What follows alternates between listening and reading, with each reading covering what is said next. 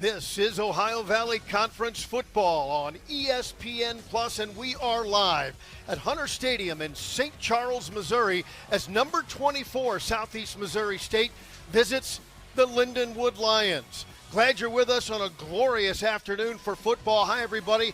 I'm Bob Ramsey alongside my partner, Zach Zook. And, you know, these two teams have never met before, but they're only 116 miles apart, and both universities want to make this a big-time OVC rivalry.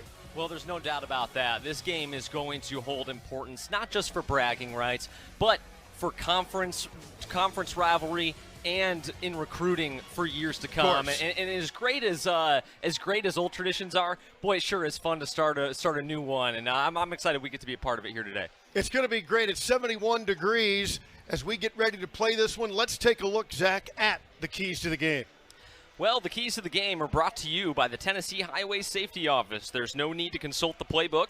The winning strategy is to always designate a sober driver because fans don't let fans drive drunk. The keys to the game first for the Lindenwood Lions are going to be to tackle better. We saw it in the home opener a little bit against Kaiser, but then it really reared its ugly head last week on the road against UT Martin. The Lindenwood defense allowed 343 yards on the ground, almost 12 yards per carry. They're going to need to clean that up here today if they want to have a chance to upset SEMO in this first game between the two schools. They need to do a better job at being disciplined in their coverage down the field. No coverage bust for these two schools. And then for SEMO, they need to just stay away from the big mistakes.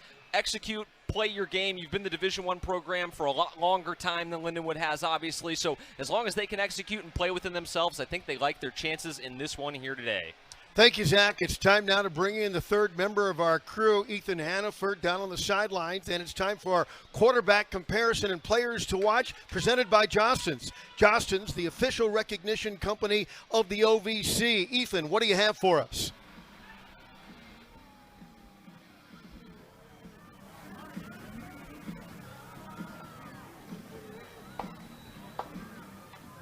As we take a look at our quarterback comparison now, we'll start off with Southeast Missouri State. It'll be Paxton DeLaurent for them, a sophomore transfer from Central Methodist University.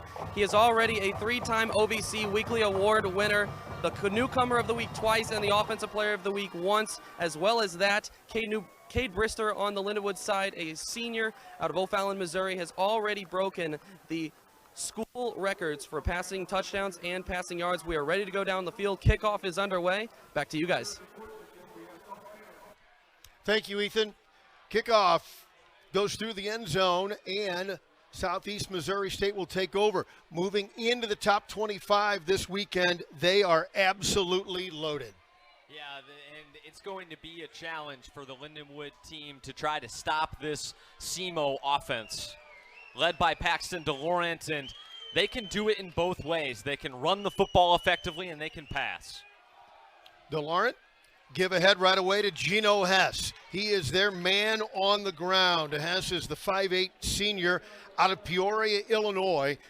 He's rushed for 275 yards this season, averages 4.5 yards a carry. And he's the main person that you refer to, Bob, when they got to get him on the ground, and they need to make sure that the first tackler is the one doing it.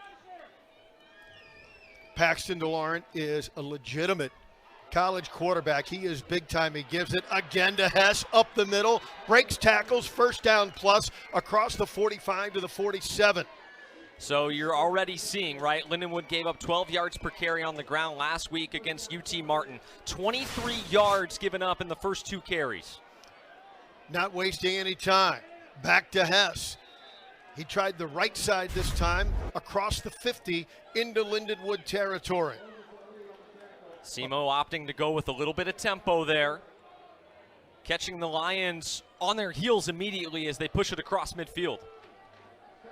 Just about the entire offensive line for SEMO, over 300 pounds.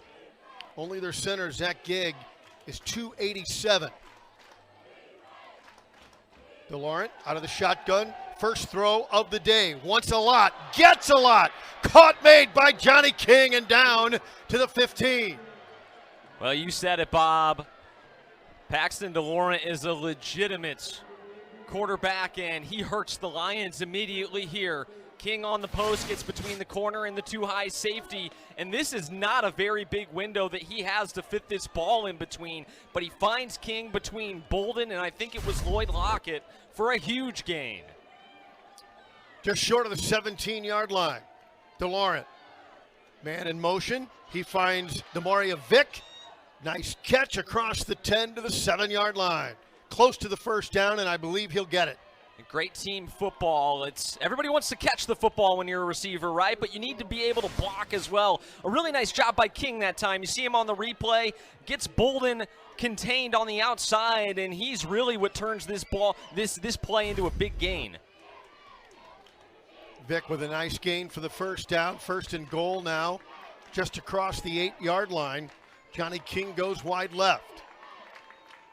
Hess in the backfield, the give to him, straight up the gut, has some space, then finally brought down at the 3-yard line. Lindenwood has some veterans in the front four, but this is a new linebacking core. Trey Ranson, David Whitmore, Tyrone Griffin, among others. They're replacing some seniors that had been very good for Lindenwood, and I think it's only natural that there's going to be some growing pains. That time a nice job to at least stuff Hess and not let him fall forward. Second and goal, just short of the 3-yard line. Paxton DeLaurent, the sophomore. The snap and the give ahead to Hess. Oh, he's brought down at the line and maybe thrown for a slight loss. Good penetration by the Lindenwood Lions. Really nice job by Kobe McClendon. He's going to get in the backfield and wreck this at the point of attack, and he's what forces the cut. Moses Ale as well, and once you get Hess to stop that momentum, he has to make that jump cut. His entire velocity towards the line of scrimmage is lost. Paxton DeLaurent gets the play. Hess with him in the backfield. King to the left. Vick to the right. The pistol and drops, and a quick throw into the end zone, tipped up and broken up. Terrific play by Darian Bolden. Really nicely done, and got to tell you, I'm a little surprised that SEMO went to the air that time. I thought they'd try and keep it on the ground one more time. You get close to within a yard or so, you leave the offense out on the field for fourth down. Instead, they try the goal line fade and test the mettle of Darian Bolden, and he was up to the challenge. Really nicely played by him, and the field goal unit comes out. That's a win for the Lindenwood defense. DC Pippin, special teams player of the week. Once this year in the Ohio Valley. Snap back, ball down, kick is up, and it's good. And Southeast Missouri State, right 24, coming in to St. Charles, Missouri, gets on the board and leads 3-0. And I think the Lindenwood Lions defense, they gave up some big plays early in that drive, but I think they settled down, settled in, put a couple of nice defensive plays together, and again, I think that's a win for the Lindenwood defense. When you can force the opposition to have to settle for a field goal inside the 5-yard line, you're doing your job. Yeah, they were really chewing up the yardage, and then to stack them up at the line. That third down play on the run, big time. Absolutely, and again, you see him. Second down. You see him settling into the game a little bit, and Coach Stuger talked about this a little bit with us during the week, how there's got to be a sense of belief in this adjustment period. You know, you look across the other sideline, this is a big FCS program in SEMO, and so they give up, about 12 yards a carry the first couple times to get it up to midfield right away, but you saw SEMO go to the ground game twice in the goal-to-go situation. The Lions held up both times. Kobe Smith and Spencer Red are back for Lindenwood.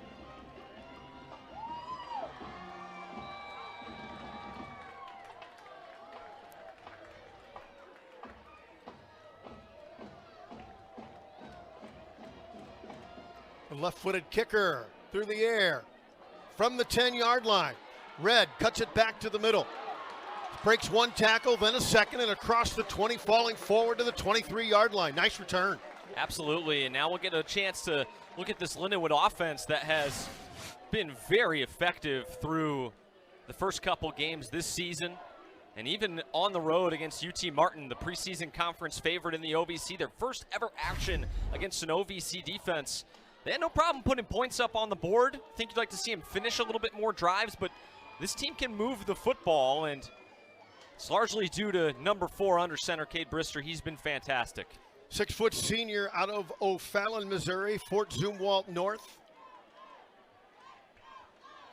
From the 23, man in motion. The give to the second man, the running back, Martin. He's stacked up, great penetration and containment by Simo. And it's Llewellyn Holmes this time, the defensive end that's able to shed his man and get into the backfield, and that's just a great stack and shed by Holmes to extend the arms and then throw the lineman out of your way and go make the tackle. Really nice job. Loss of a yard, 2nd and 11. Kobe Smith in motion. Oh, and that's slapped down. And I thought for just a moment that the defender was thinking about grabbing that and going in. See the athleticism and just the difference in the type of player you get at the FCS level, the OVC level, as opposed to the GLVC a season ago. Not many GLVC defensive linemen and linebackers making that play. Kellen Tyus broke that up. Now 3rd and 11. Andrew Martin starting at running back. The pitch to him. Tries to turn the corner, and he does. Approaches first down yardage, but just got run out of bounds across the 30. Good run by Andrew Martin. It is going to be 4th down, it looks like.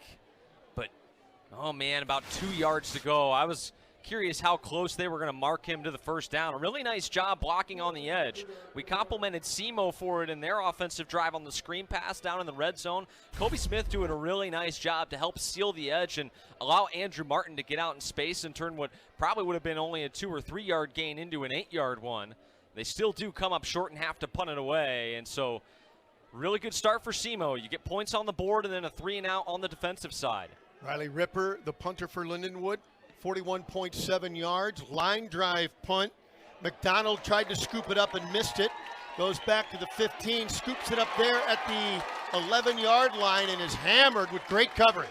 That's a really dangerous play. First he lets it go past him, and then once it gets down into the red area, about the 14-yard line, he decides to pick it up with 2 Lions hot on his trail. Fortunate to have fielded that cleanly and to just fall on it. They will mark it right at the 12. The Simo 12. Paxton DeLaurent, by the way, 91 for 145. Already has 10 touchdowns this season for the 3-1 Skyhawks. We'll talk more about him as he tries to march down the field for Simo. When we come back, it's Ohio Valley Conference football on ESPN+.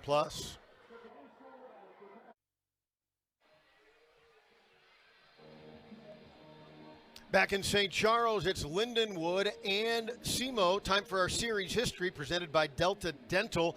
Unleash your smile power with Delta Dental. First meeting between these two, and as we mentioned earlier, only 116 miles separate the two universities. All interstate. 70 to 270 to 55. And if you've got a lead foot like Zach, you can get there in less than 2 hours. That's never a problem for me, Bob.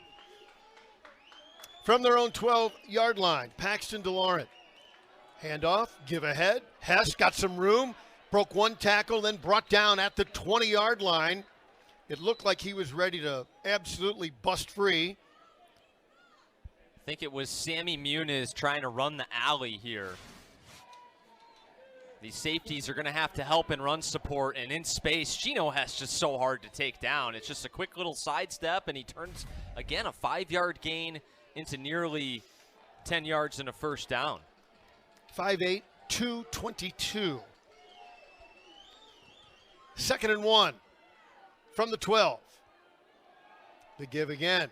Can't turn the corner, tries to cut back. Lindenwood prepared for it that time. He was contained, and we'll see they're going to put the forward progress to the 19 and a loss of 3. Frank Caldwell, Tavian Weary, as well as Tyrone Griffin in there to make the stop. When they can force him to move laterally, he's a big back, a powerful back, likes to get his pad level low and parallel to the line of scrimmage. And when they can force him horizontally, make him go east and west, that's where you've seen them be able to stop him. DeLaurent from his own 19 has some time now. The pocket breaks down. He's going to keep it. He's a formidable runner. Gets across the 20 to near the 21-yard line.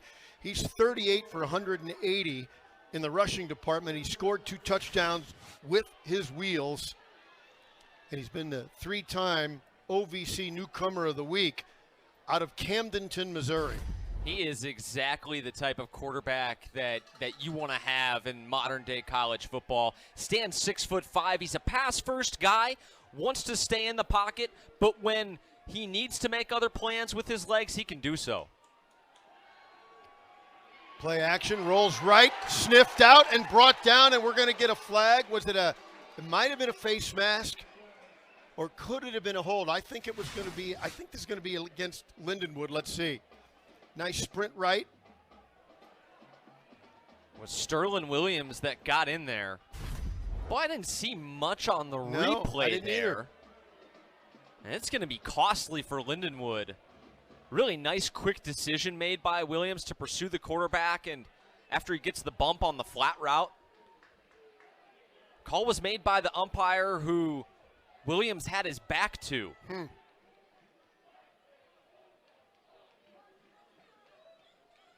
So move the ball all the way to the 38-yard line. Boy, that changes everything. You had contained first Hess and then had run down to Laurent, but the penalty moves him forward, first down. Give to Hess. Looks right, big hole. Blast through across the 45 to the 48. Ball came Fumble, out. but I think after he was down, let's see how they rule it. Well, Kai Ross certainly seems to think that the ball was out. And he has possession, but I think they're going to say Hess was down. They're talking it over now. Let's take a look at it here. Really nice run again by Hess. You see the power Hooked right in. through Griffin and Ross, and Hit. he's not on the ground yet. However, his forward progress is They're stopped. Because he was on the Interesting. defender's body, he was not technically down. It will be a turnover, the first of the game, and Lindenwood takes over 1st and 10 at the 48 of SEMO. And I'd have to think we might get a stoppage in this game right now for a review, or potentially even a challenge from the SEMO bench. He had his arm hooked there. I think it's no by doubt, Ross. Bob, that you're right. He's laying on Griffin's back, and Ross punches it out from behind when he's laying on Griffin's back. The question is going to be, is his momentum stopped? Is the play dead at that point? That's what they're going to have to determine, and boy, a huge play for Lindenwood if this goes their way. They've already moved the chains the other way.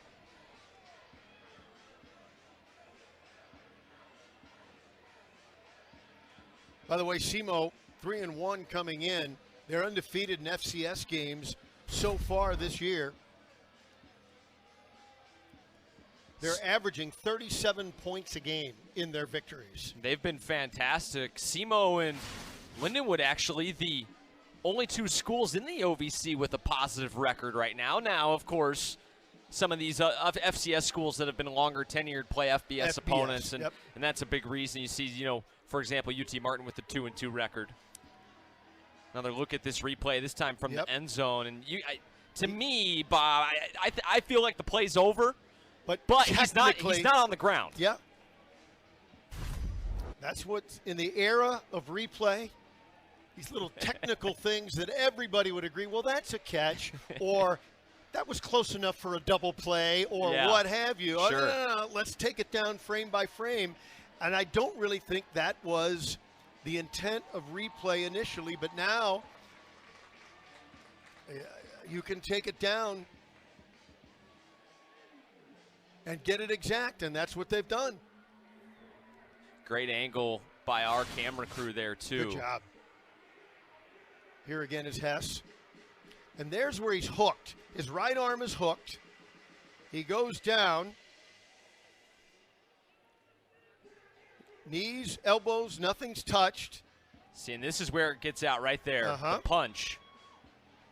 Laying on the back of Griffin, and how about Sammy Muniz right there?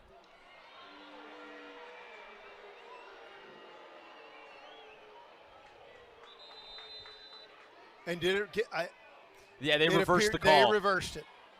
So, while Lindenwood fans are upset and may have been technically correct, his momentum had been stopped, and I'm with you. I think your analysis of that is dead on. I mean, heads-up play by That's the Kai right Ross. thing. I mean, great play through the whistle. Pop that out. But now it's 1st and 10 from the 48. Play action. DeLaurent back to throw again. Big-time coverage and a big-time catch. Hess out of the backfield. First down and more. Beats Kai Ross. One of Lindenwood's... Excuse me, that's Frazier. Frazier with the catch. Beats one of Lindenwood's better defenders on the back end, and boy, this pass is just perfect. It's really not bad coverage. Now the give is to Hess over the right side. He's swarmed and brought down. Gain of about 5, though. Yeah, that big catch was made with pretty good coverage, Zach. Purvis Frazier, 6-foot senior out of Louisville with a terrific catch and run. I mean, it's tough to find the ball when you're the DB. You can't turn your head until you have contact, which Kai Ross did, and then to try to find the ball and get your arm up to make a play. It's near impossible when the ball's thrown perfectly like that. And credit the SEMO offensive line that gave DeLaurent a really good pocket to step up in. Now 2nd and 6. Inside the 20. DeLaurent steps up. Pocket breaks down. Rolling right. Paxton DeLaurent throwing on the run and short in the end zone. He underthrew his man, but I think if that's on target, it's a touchdown. How about DeLaurent running around like a crazy person, extending that play? The Lions did a pretty good job to keep him contained, and because of that, the throw's a little off the money. Lindenwood needs to do a little bit better job in the secondary. When that play breaks down, they call it plastering. You're allowed to hold in the defensive backfield once the quarterback gets outside the pocket like that. 3rd and 6 from the 13. DeLaurent, 3 receivers left, looks right, no pocket, rolls right, stays on his feet and is stacked up and brought down at the 11-yard line. Great play by Wesley Hines. Wesley is 6'1", 196 pounds. For reference, DeLaurent is 6'5", 215. To tackle him in the open field and not allow him to fall forward for that yardage, that's exactly what we were talking about in the pregame that the Lindenwood defense needed to do a better job of. They answered the bell, and I think this is, again, another win for this Lions defense. Snap back, ball down, the kick is up. It's good. Great job, DC Pippin. 3 more on the board for SEMO, but another big-time stop of a drive by the Lindenwood Lions defense. Ran into some adversity, in particular with a tough penalty and then a crucial call that went against them, although we think they got it right. It went against them, yet they were able to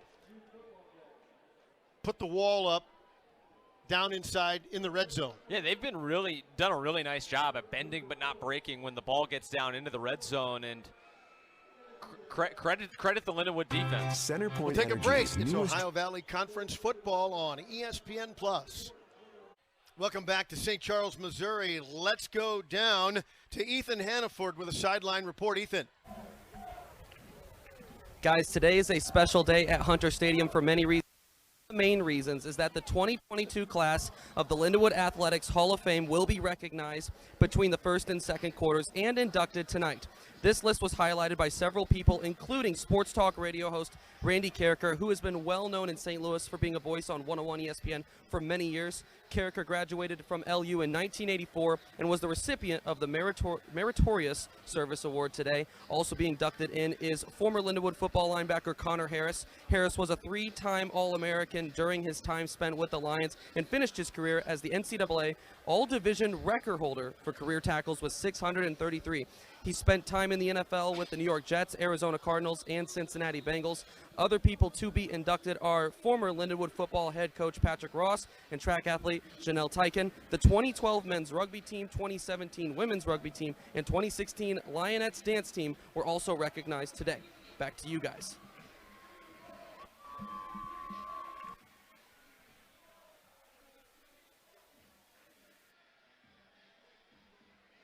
SEMO ready to kick it off.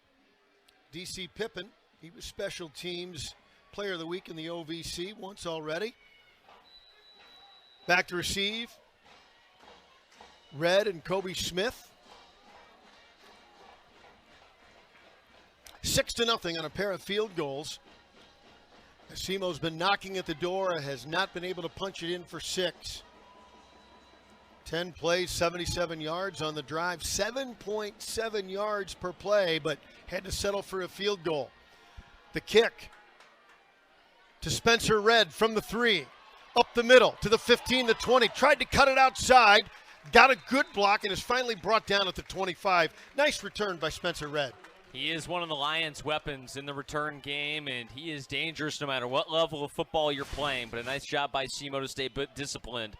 As you can see, it only takes a little crease, but a nice job by the Redhawks to swarm him.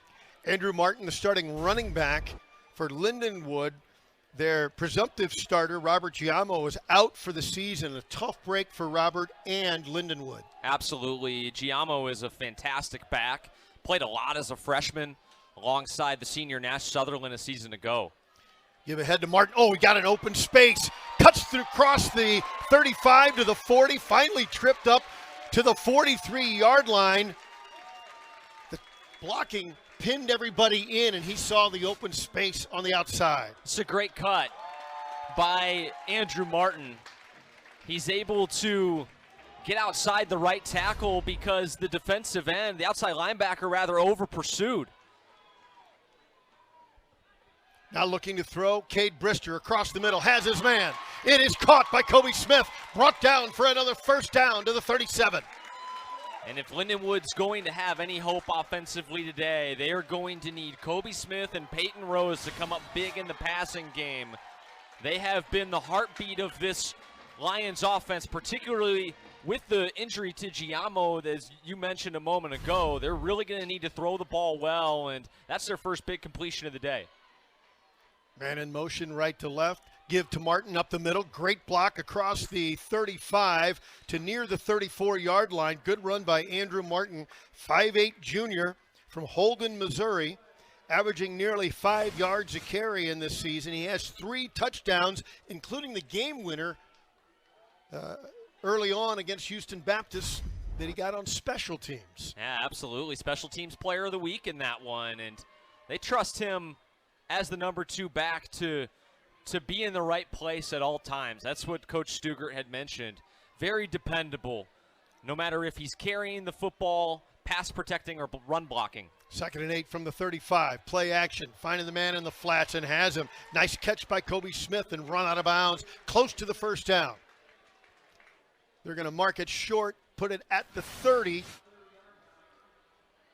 And it's a really nice play by the corner for SEMO, Henry Pickens III, to not allow the first down. And that's a tough spot, Bob, because since he gave up that ground willingly instead of just going out of bounds a yard short, now you've got about 3 yards to go to get the first. Right on the 30-yard line of SEMO. They shift left. Cade Brister fakes to Martin, across the middle, complete, first down. Big catch by Kobe Smith across the middle. This is a run-pass option, which has become increasingly more popular in college football. They use the 2 tight end set, and then they break tendency. Brister pulls it and throws it right into the vacated space by the linebackers who were playing the run. Kobe Smith, the big transfer out of San Diego State. Now Brister gives to Martin, stacked up as he tried to go over the right side of the line to close to the 15-yard line. And you see that time, that's the same play they ran where he was able to scamper out across the Lions' own 40, but this time much more disciplined in their run fits are the Redhawks, and you can see there's just nowhere to go. White jerseys all over the place at the point of attack. Gain of 2 to the 16-yard line. 2nd and 8. Brister with Martin in the backfield. He's going to roll left. They read it. He slips the tackle. Still on the move. Caught and run out of bounds just inside the 10-yard line.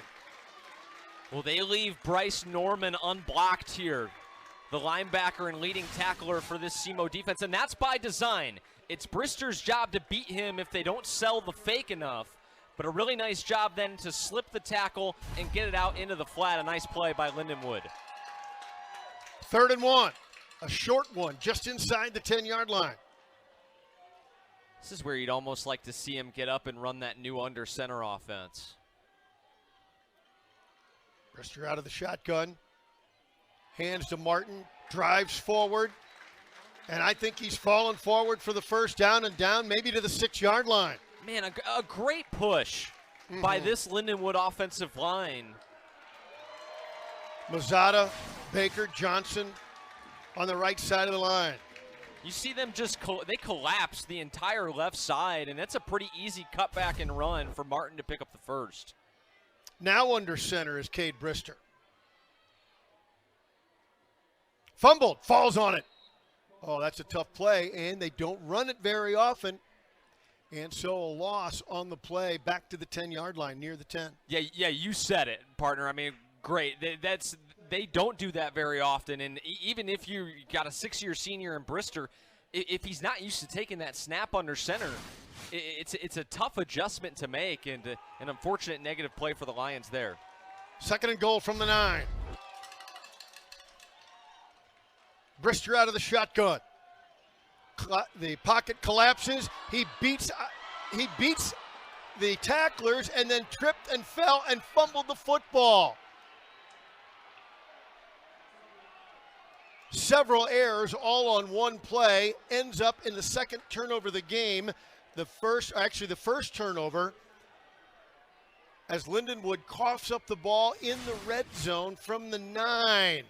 Oh, my. Yeah, William Holmes falls on it, and you just can't have this sort of a letdown after a really good drive, especially not from a player as seasoned as Brister is, and it takes points off the board for the Lions. 6-0. We'll take a break. It's Ohio Valley Conference football on ESPN+.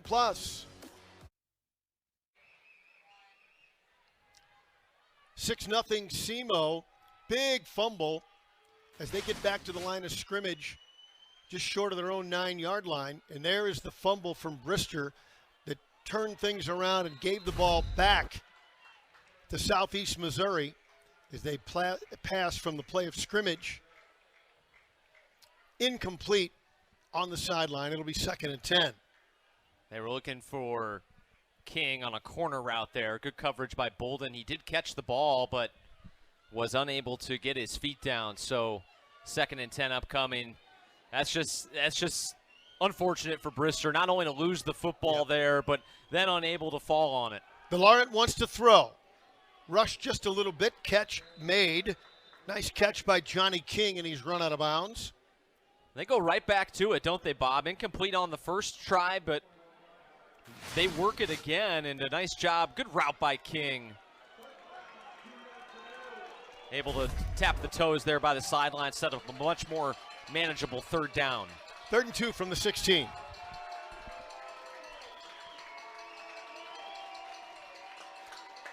Do they go to Hess here or stay in the air? 12 personnel, 2 tight ends. They give to Hess, straight up the gut, slips a tackle, drags another. 1st down for Southeast Missouri. Been impressed by Hess so far in this game, Bob. He's very similar stylistically to the back from Kaiser that we saw a couple weeks ago that the Lions struggled with, and looks like that's going to do it here for the first quarter. So that's the end of the first quarter of play.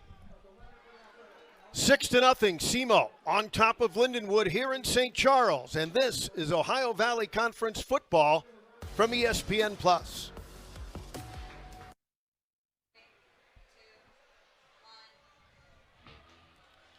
We welcome you back to St. Charles, Missouri and Hunter Stadium, and it's time for the Coach's Profile presented by Legends Bank. Coach's Profiles are presented by Legends Bank, legendary service, extraordinary people, Legends Bank. Take a look at first the Lindenwood Lions head coach, Jed Stugart. He's in his 6th year as the head coach of the Lindenwood Lions, but he has been a head coach for 16 seasons with an overall record of 117-45. Was a head coach at Sioux Falls and Mid-America Nazarene prior to coming to Lindenwood.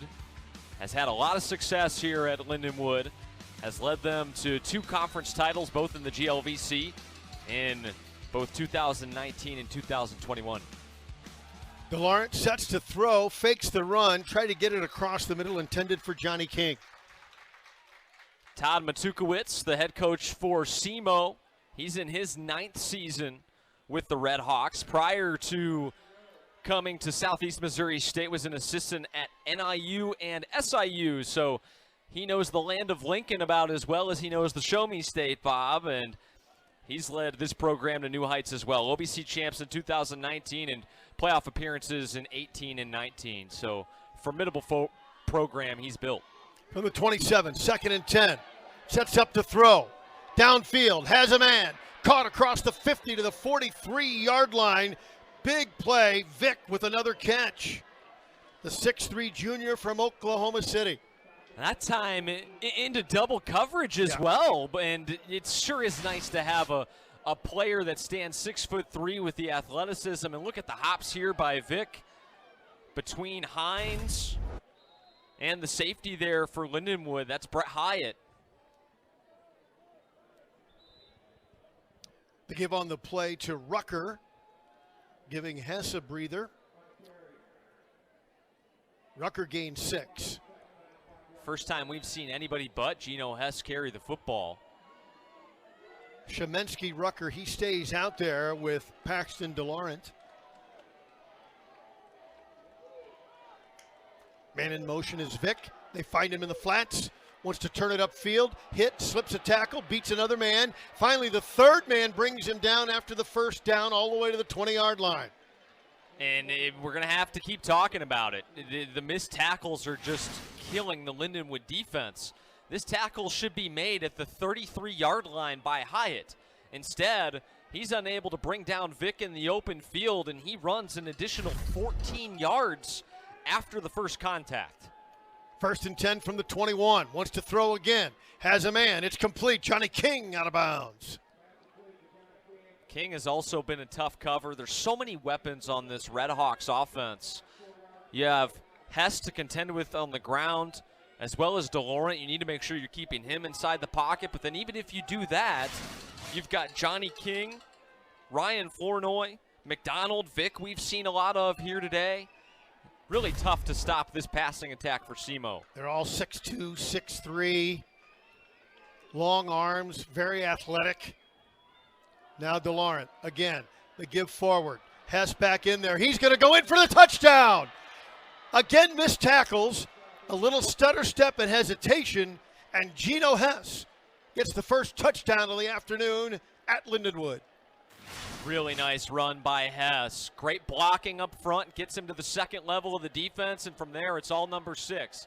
Jump cut around an arm tackle, and then able to finish at the goal line. Lindenwood really had no chance to bring him down shy of the paint after he broke that first tackle. Really nice run, and again, it's exactly what Lindenwood can't do if they want to have a chance to win this football game.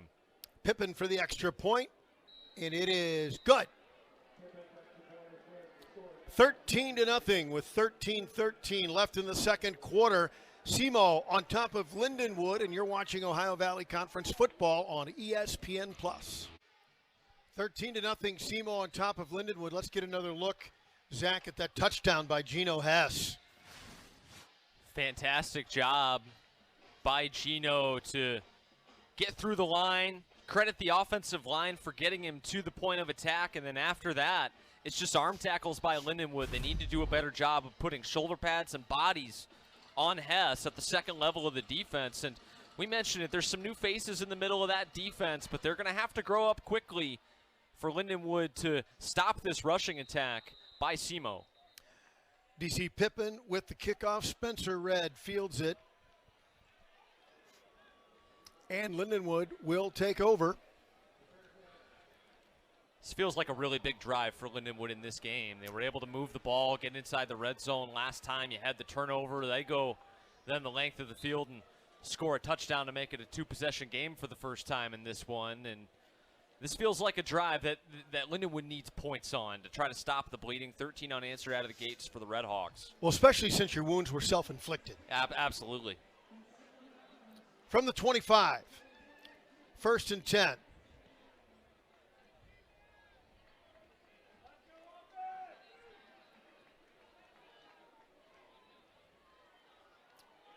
The give ahead. Is that Jared Rhodes into the game now for Lindenwood? Could be. Saw Rhodes carry the ball a little bit against Kaiser. He is down the depth chart a little bit for them, and I think that's actually Justin Williams. Justin Williams. Yep, Justin Williams, the 5'8 junior, went to CBC in St. Louis. Play action. Fake to him. And the give ahead. Nice little catch and run. Pick up about 5.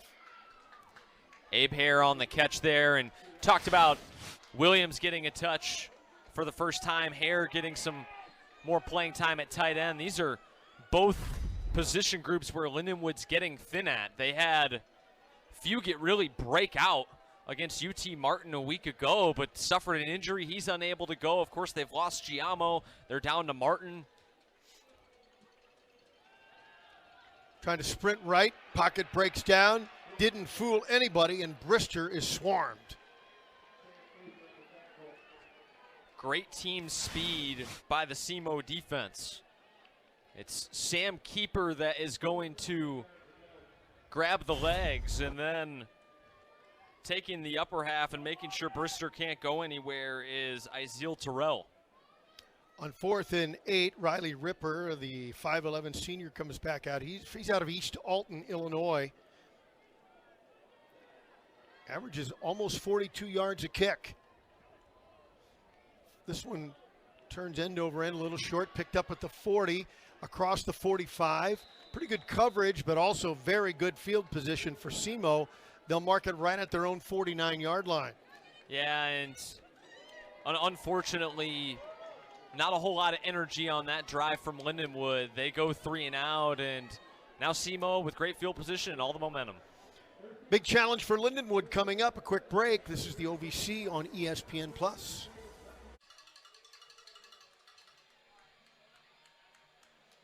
11:24 left in the second quarter. 13-0 SEMO. And Zach, this could be a back-breaking time for Lindenwood here early in the second quarter. But they need a big stop or a turnover again. The give to Rucker. Got a nice hole left side, create a little more on his own. Gain of 6 to the Lindenwood 45. You know how momentum is in the game.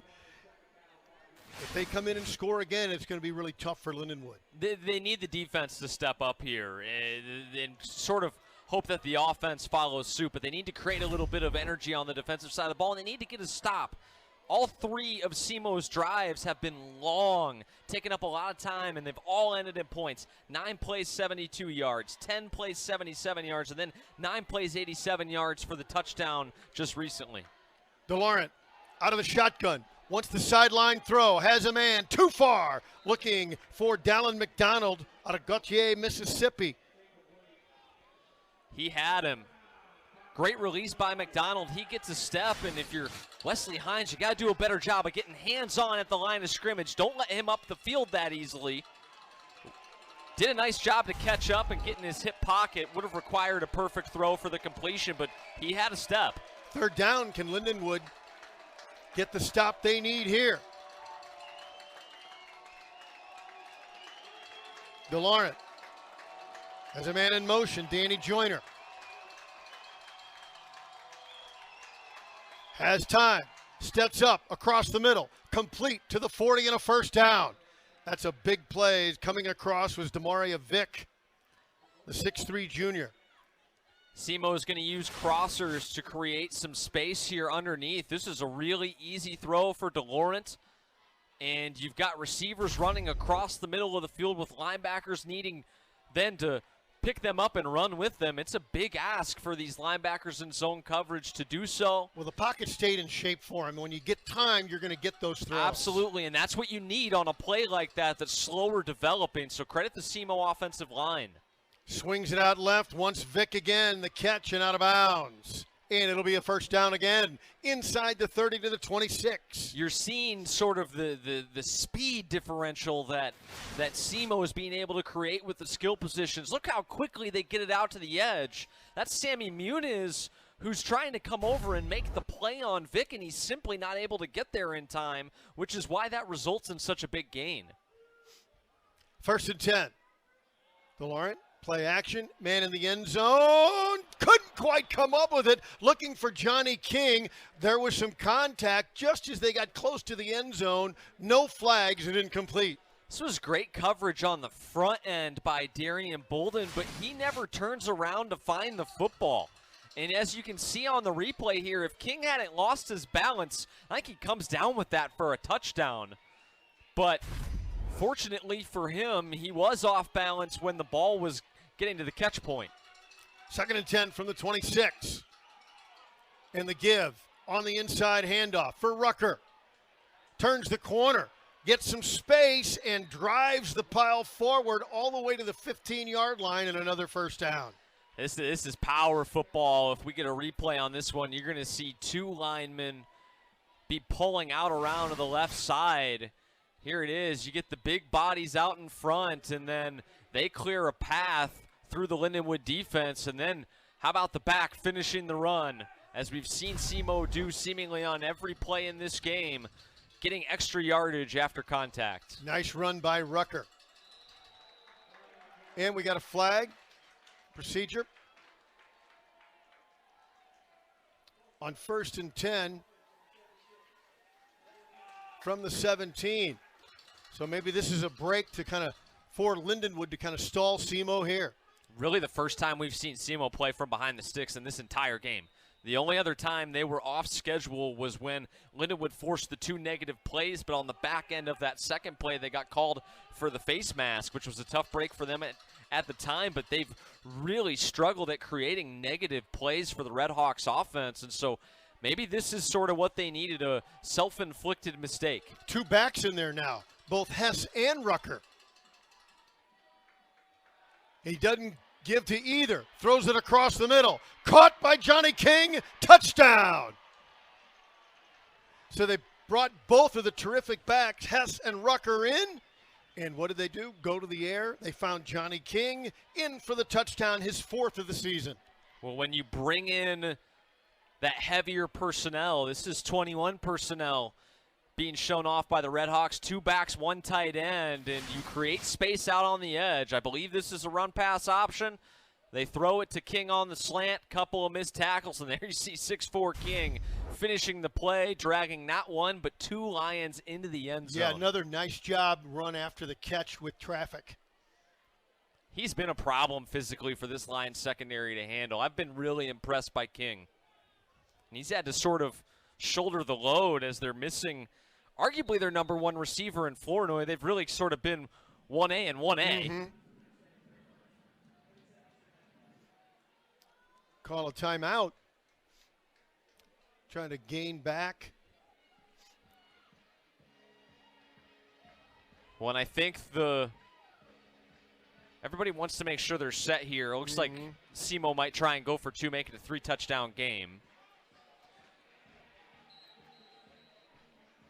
And so they'll try to get set, but their first 6 were on back-to-back field goals. So to get back the opportunity to make it 3 scores, as you said, it looks like that's what they'll go for. And if you're successful, you kind of turn those 2 field goal drives into a touchdown drive. So it certainly makes sense. Terrific catch, slips one tackle, and then drags two more Lions into the end zone. That's a great play by Johnny King, the senior. That's why tackling in the secondary is just so important. If you're going to give up the catch, fine, but you've got to be able to make the tackle and make the stop where it's at. Shemensky Rucker, the running back, goes in motion. Going for two. Trips right, DeLaurent keeps it, rolls right, has time, lobs it in, and an easy touchdown. The catch by Vick, and he scores. I said touchdown, excuse me. The two-point conversion. Boy, they set that play up and ran it to perfection. Yeah, really nicely done. They're going to clear out on the right side, get him down the field, and makes it pretty easy for the Redhawks to convert. 8:28 left in the second quarter. 21-0 SEMO. We'll be right back. It's OVC on ESPN+. Welcome back to Hunter Stadium on the campus of Lindenwood University. Gorgeous day, about 71 degrees at kickoff. SEMO's been much hotter than that, though. 21-0. They're playing very well. They sure are. DC Pippin to kick it off.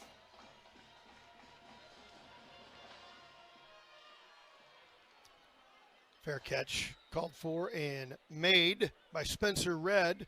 And Lindenwood has time, plenty of time to get on the board here in the second quarter and make this into a game in the second half.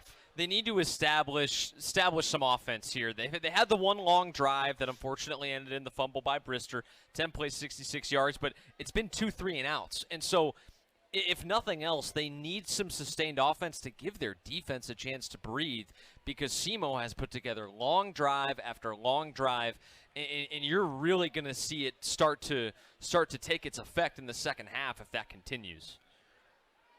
Justin Williams, the running back, St. Louis in from around the valley. If you'll learn about Lindenwood and St. Charles, suburban St. Louis, across the Missouri River, and a whistle. I think they're going to get delay. Yep. Well, that's not the way you want to start a scoring drive. And you know, similar to the fumble, it's self-inflicted mistakes. I mean, on the fumble, there was nobody that forced it, right? You're coming out. You've had all this time to know what the play is, to get lined up and run it, and a delay on the first play is never good. So Brister needs to throw, steps up, has a man across the middle, caught and dropped. Big play, gaining ground as Peyton Rose makes the catch across the middle. That's a fantastic pitch and catch from Brister to Rose. That pair has done exactly that quite a lot over the years. Great catch by Rose, a little out in front of him. And they need to get him going in this game, Bob, if they're going to change the way this has gone offensively. Now the give ahead to Williams. Gains a couple close to the first down, and they're going to mark it across the 35 and first down for Lindenwood. So a great job to bounce back, right? You made the mistake, but you need to just focus on the next play. Lindenwood did a nice job of that. They get the completion over the middle, then the run for the first down. Now you're rolling. 1st and 10 from the 36. Brister drops. Heavy rush across the middle. It is complete. Nice catch, gain of about 4 on the play. Landcrete, Chase Landcrete out of Windsor, Colorado with the catch, the big 6'3" junior. They came after Brister that time, SEMO did. A nice job by Cade to know where his outlet is. Gets it to the drag route to get some positive yardage, because he was going to get pancaked if he didn't deliver that football. He had to do it right then. Been a little surprised at how aggressive SEMO has decided to play this Lindenwood offense. Brister drops, throws on the run across the middle, deflected. Oh, what a great defensive play. It looked like he had Peyton Rose. Tyler Nalome chased that down from behind. That's fantastic coverage. He was there all the way and then undercut it at the last second for the PBU. 6'3" junior. What a terrific play, because that was a nice route run. Peyton Rose is not an easy guy to get on top of. And there you see the jumping around the left side of the line of scrimmage there. They're going to come after him. Now we'll see. This is the game of cat and mouse. Is the defensive coordinator gonna leave the blitz on? Lindenwood adjusts. So does the Redhawks defense. 3rd and 7. Brister has some time. Rolling left. Throws long. Has a man. It's complete to Kobe Smith. First down.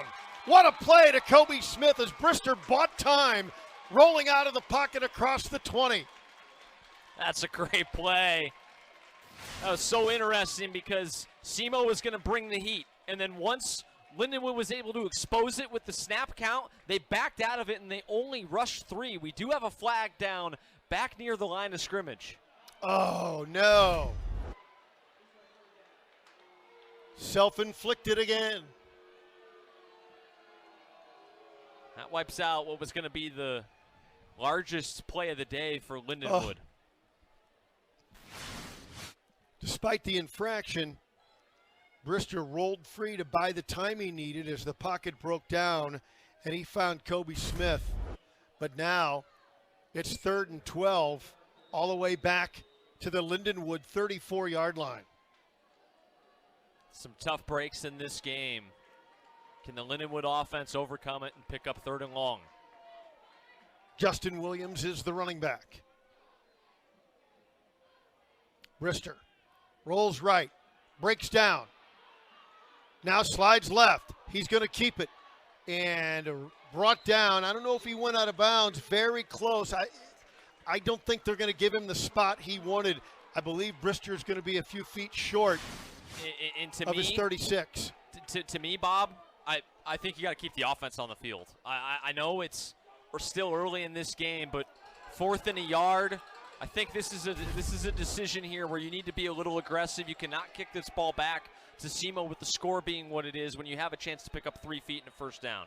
Cade Brister and Spencer Red, nobody's coming off. They're going to go for it. 4th and a short 1. Couple of feet. Right at their own 45-yard line. Junior Justin Williams will be the running back, and they're going to talk about it. With 5:37 left in the second quarter. Make sure that you're getting lined up, get your best play in. It'll be really interesting to me, Bob, to see what they come out with personnel-wise. Are they going to stay in their spread? Or are they going to bring that two tight end package out onto the field and try to out-muscle Simo? We've seen them in the short yardage. Lindenwood actually has done a pretty good job when they've had short yardage opportunities. Their problem has been they've gotten into 2nd and 3rd and long too many times. Again, I mean, call me old school. Okay. Even with a full yard, I don't hate just getting under center and trying to sneak the ball 3 feet. Try to push the line.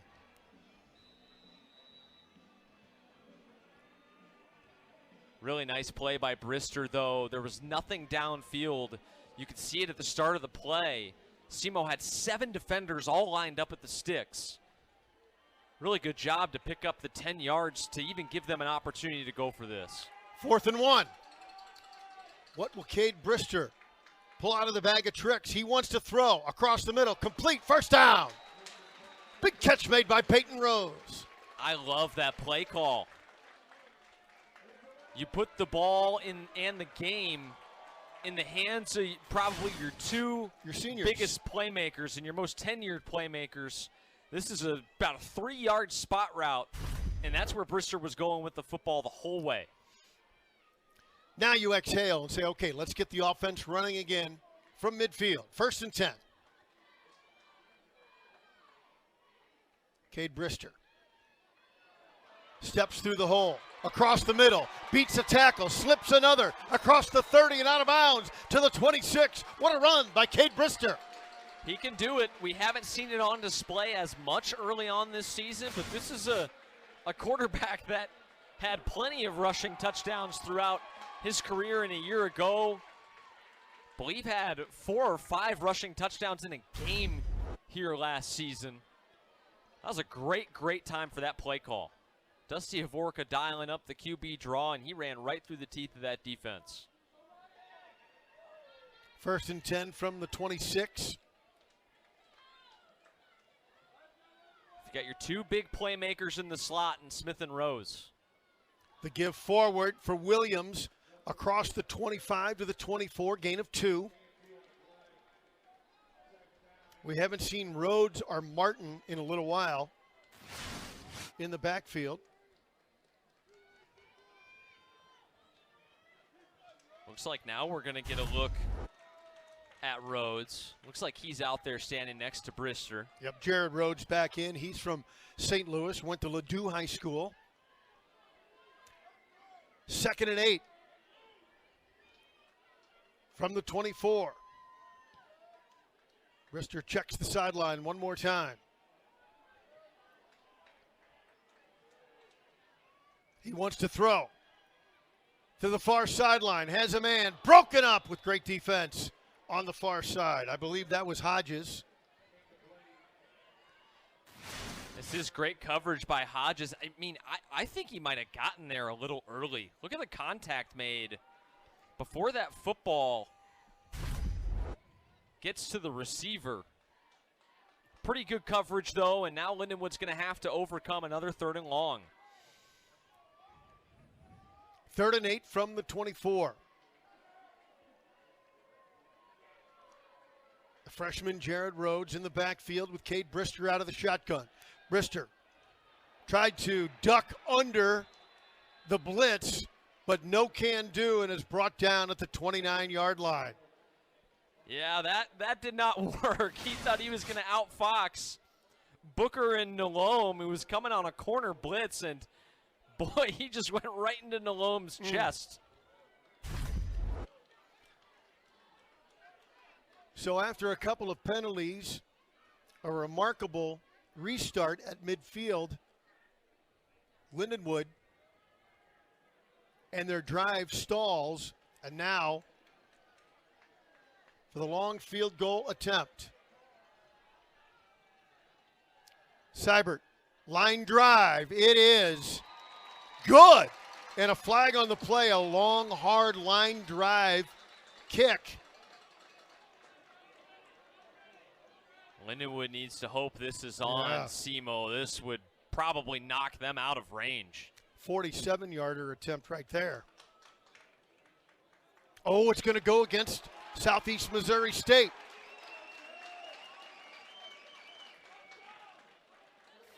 Oh, my. That's an automatic first down.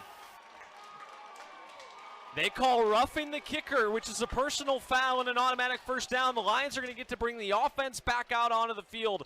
Oh, a costly mistake by SEMO. Wow. Now it's up to Lindenwood to make them pay. Now, if they call running into the kicker, Lindenwood just declines that and takes the points. But with the personal foul of roughing the kicker, you're going to accept that every time. And now Lindenwood's going to try to go for the score. Now it's 1st and 10, just across the 15-yard line. Andrew Martin back on the field, the running back with Cade Brister. Brister to throw. Out of the shotgun, into the end zone, caught, touchdown! Oh, baby, what a catch by Peyton Rose. Beautifully done. This is called a slot go. They're going to have the outside receiver run a hitch, and that gives the quarterback a lot of room to throw the football. It puts a lot of stress on the defense. And Lawrence Johnson, who had really good coverage, there's no coverage that can beat that combination between Brister and Rose when the ball is put in a perfect spot. And Rose, even with the arm of the defender in there, able to hold on for the score.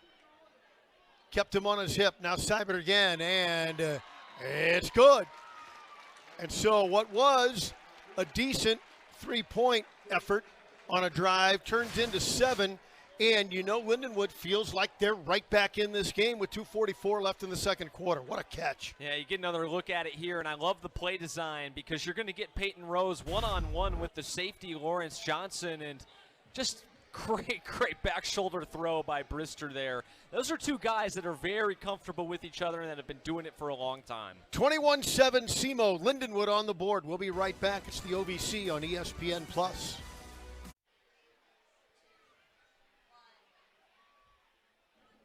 back at Lindenwood. The Lions feel, Zach Zook, like they're back in this game, but with 2:44 left in the quarter, they've got to have a big defensive stand now to keep number 24 Simo off the scoreboard. And they're going to have to do so against one of, if not the most talented quarterback in this conference in Paxton DeLaurent, who's looked good so far in this one.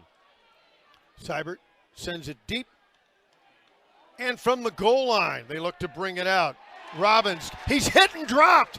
Oh, what a great coverage play. Perhaps a poor decision by Simo, and the defense has a chance to pin Simo deep. And I think that it was Andrew Martin who comes down and makes this stop, and it was.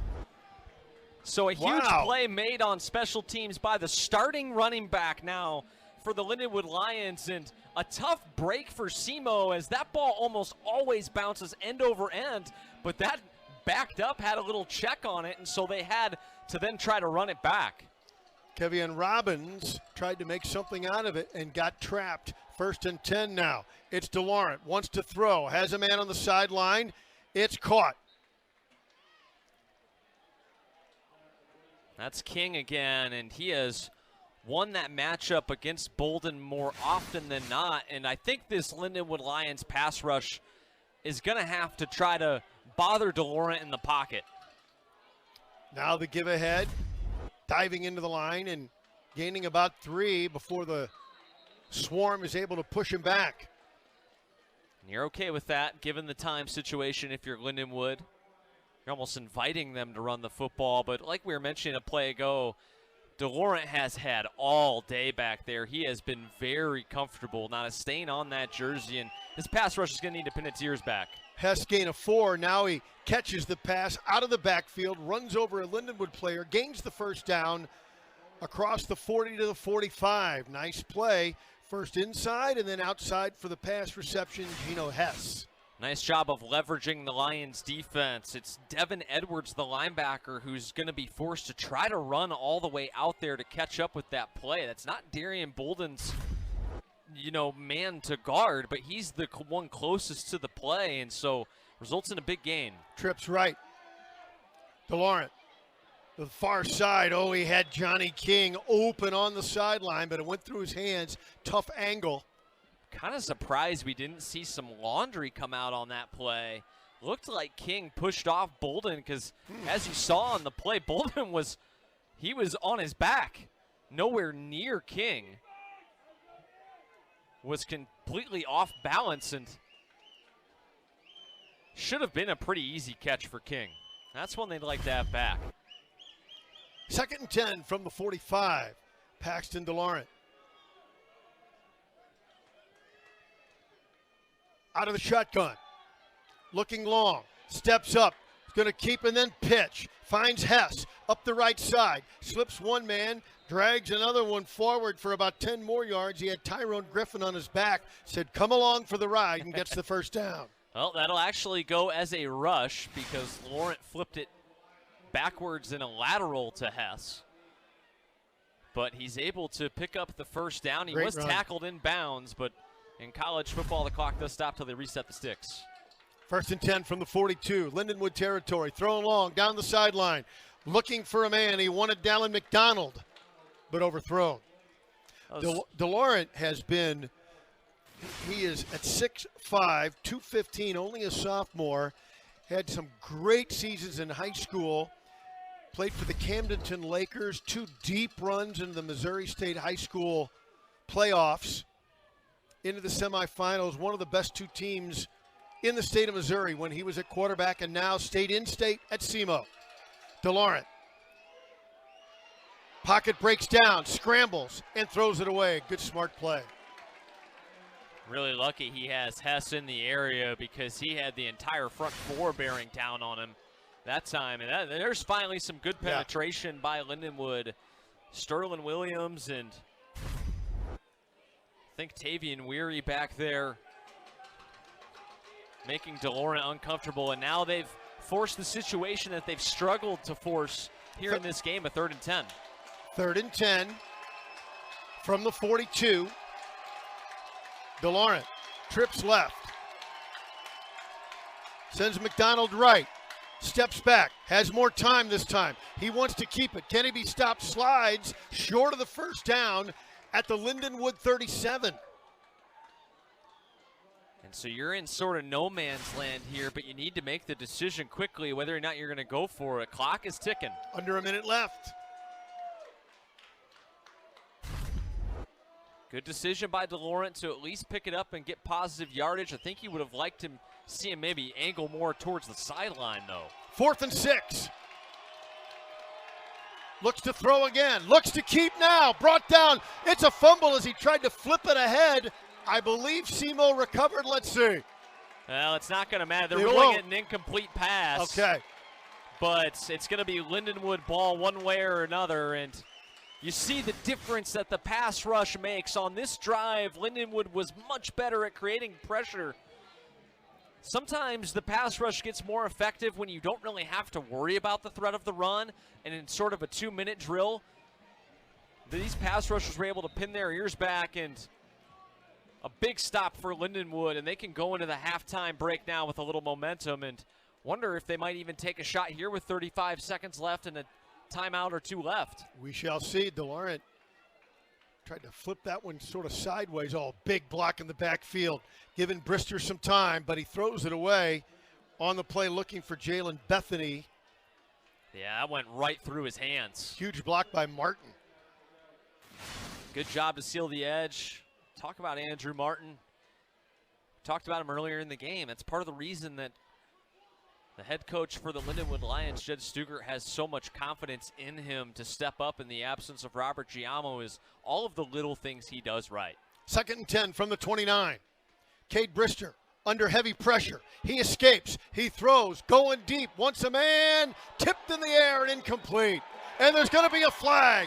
Kobe Smith made every possible effort. He got shoved to the ground and draws the flag. You're going to see that flag come out more often than not whenever the receiver is trying to fight back towards the football. It's a really tough position to be in as a DB, but you see there, William McCall never turns his head around to look for the football, and that's a lot of times what the officials will look for as well. And on an underthrown pass, that's a pretty easy one for the back judge to make. All of a sudden now, with the big leg of Logan Seibert, you're not too far out of his range. Another 15 yards. Then I think you feel comfortable trotting him out to try to make this an 11-point game. 1st and 10 from the 47. 20 seconds on the clock. And two timeouts left, Bob, so they can throw it anywhere on the field. Brister with Martin in the backfield. Out of the shotgun. Cade Brister, heavy rush. Escapes the pocket. Keeps it on the run. He'll try and get out. Will he? Yes, and the first down. Terrific run by Cade Brister. He knew where the flagstick was. Really good protection by this Lions offensive line.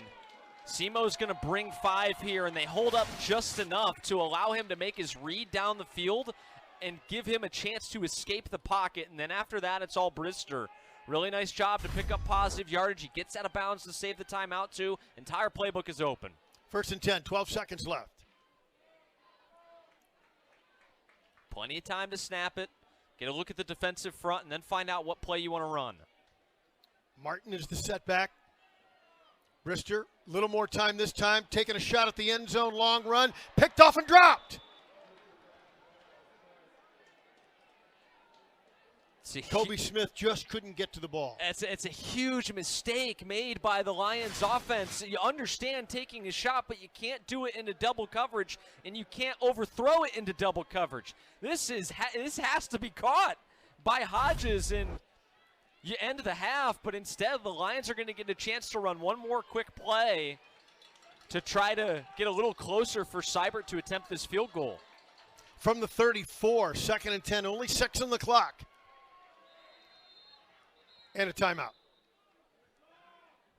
Well, and why not, right? You can't take them with you. You've got 2 left. You can call one after this play. Get a look at what Simo is going to give you defensively. Whatever play you call, if it's successful, you got to be sure you get the timeout to give you time to kick. And I tell you what here, because of that, and we've seen Brister extend some plays, I wouldn't be surprised to see him run the football here. It's a quicker play. You don't need as much time to run it. You can get some positive yardage. I think they're right on the edge here. Even 3-4 yards makes that a 47-yard attempt, which we've already seen Cyber. Of course, it was negated with the personal foul on the Redhawks defense, but he has the leg. We've seen him make that already. Or maybe a little, a little screen out towards the edge. Well, you mentioned Dusty Hivorka, the offensive coordinator. This is why Dusty gets the big bucks here. Yeah, absolutely. You can even kind of do sort of a quick game drop back, but the ball's got to come out fast. You just don't have time if that first window isn't there to extend the play because there's only 6 seconds on the clock. Red and Smith left, looking to throw. 5-4, throws on the run, complete, short of the first down, but a nice catch made by Peyton Rose. First down didn't matter. They get it right to the 20. We got a flag right around the line of scrimmage. This is going to hurt Lindenwood. I think it's going to be illegal hands to the face, and it's going to knock him out of range. Officials talk it over. Stephen Lewis came off the field. He had his lid knocked off by one of the Lions' offensive linemen. They are having a long chat about this, though.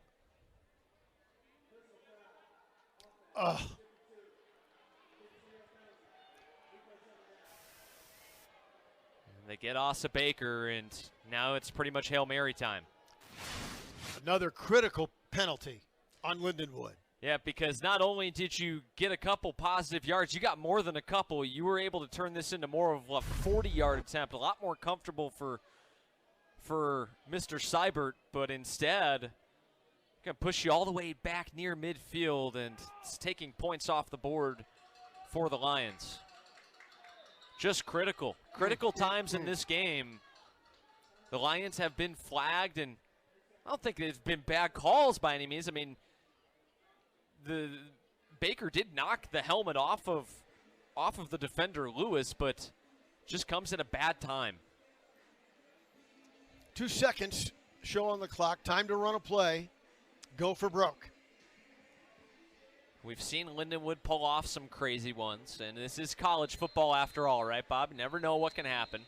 I actually saw them working on the old hook and ladder in practice. Maybe you bust that out here and see if you can run it across the goal line. Brister certainly has the arm to get it there from this distance. He sends Spencer Red wide to the right side. Peyton Rose, slot left. With Kobe Smith. Drops to throw. Plenty of time. Rolling left is Brister. Now running for his life. Throws the bomb into the end zone. It'll be a mad dash and swarm and broken up by Simo as 8 players, make it 9, all converged into the end zone. And Simo breaks up the play and will go to the locker room with a comfortable lead, 21-7.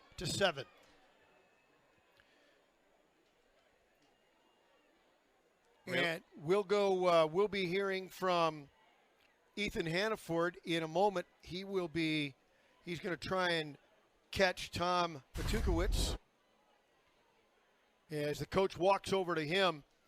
Well, Lindenwood had a couple of opportunities and made the stops they needed in the second quarter and got the touchdown to make it a 2-score difference. Let's go down to the field, and Ethan Hannaford is there in the end zone. Guys, I'm here with head coach for Southeast Missouri State, Tom Matukowicz. Coach, what were your overall thoughts here on the first half of play for your team? Good first half, but it wasn't a great first half. We didn't punt, but it's still still a 2-score game. So they're obviously in the game, and we got to come out this second half and finish it out. Like you said, one more half of play here. What's going to be the message in the locker room, sending your guys in here to half number 2 to get them fired up and ready to go? Just finish and play smart. We roughed the kicker on a field goal that turned to a touchdown. You know, we could have had a turnover that we shouldn't have, and so we just got to make sure we play smart, all right, and then just finish. You know, don't let up, don't be satisfied. All right, thank you, Coach. Appreciate it. Best of luck in the second half. All right. To get us ready for the second half, let's go down to the sideline. That's Ethan Hannaford standing by.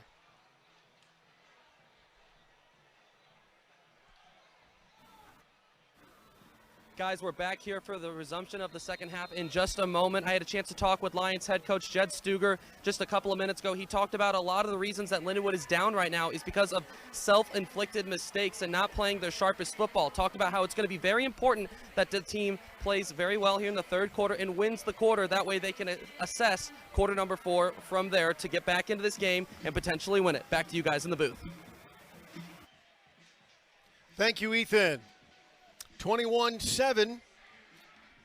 Number 24, SEMO, is formidable. Their size and athleticism has played a huge part, Zach Zook, in the first half. And it's time for Lindenwood to try and overcome that. We kind of felt like that Lindenwood could have more success in the air, and they're going to have to go that way, I think. I think with Giamo out for the season, that's going to have to be the identity of this team moving forward with the size and athleticism, as you mentioned, of these OVC opponents. Lindenwood can certainly hang physically. We've seen their offensive line move people, but it's certainly not a level of play that they're used to new to Division I.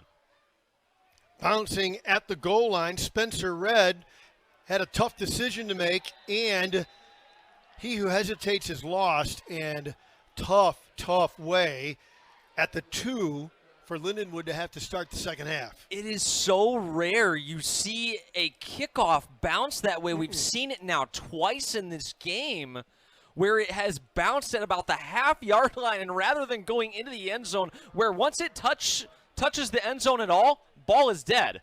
But once it comes back into the field of play, you've lost the right to a fair catch. You've got to field it and get what you can. That's a tough break for Lindenwood and their worst starting field position of the game by far. Well, let's see what the Lions can do. The inside handoff, try to create some space across the 5 out to the 9. And that's huge. They bring the 2 tight ends onto the field, and immediately they're able to get about 5 yards to get out of the shadow of their own end zone.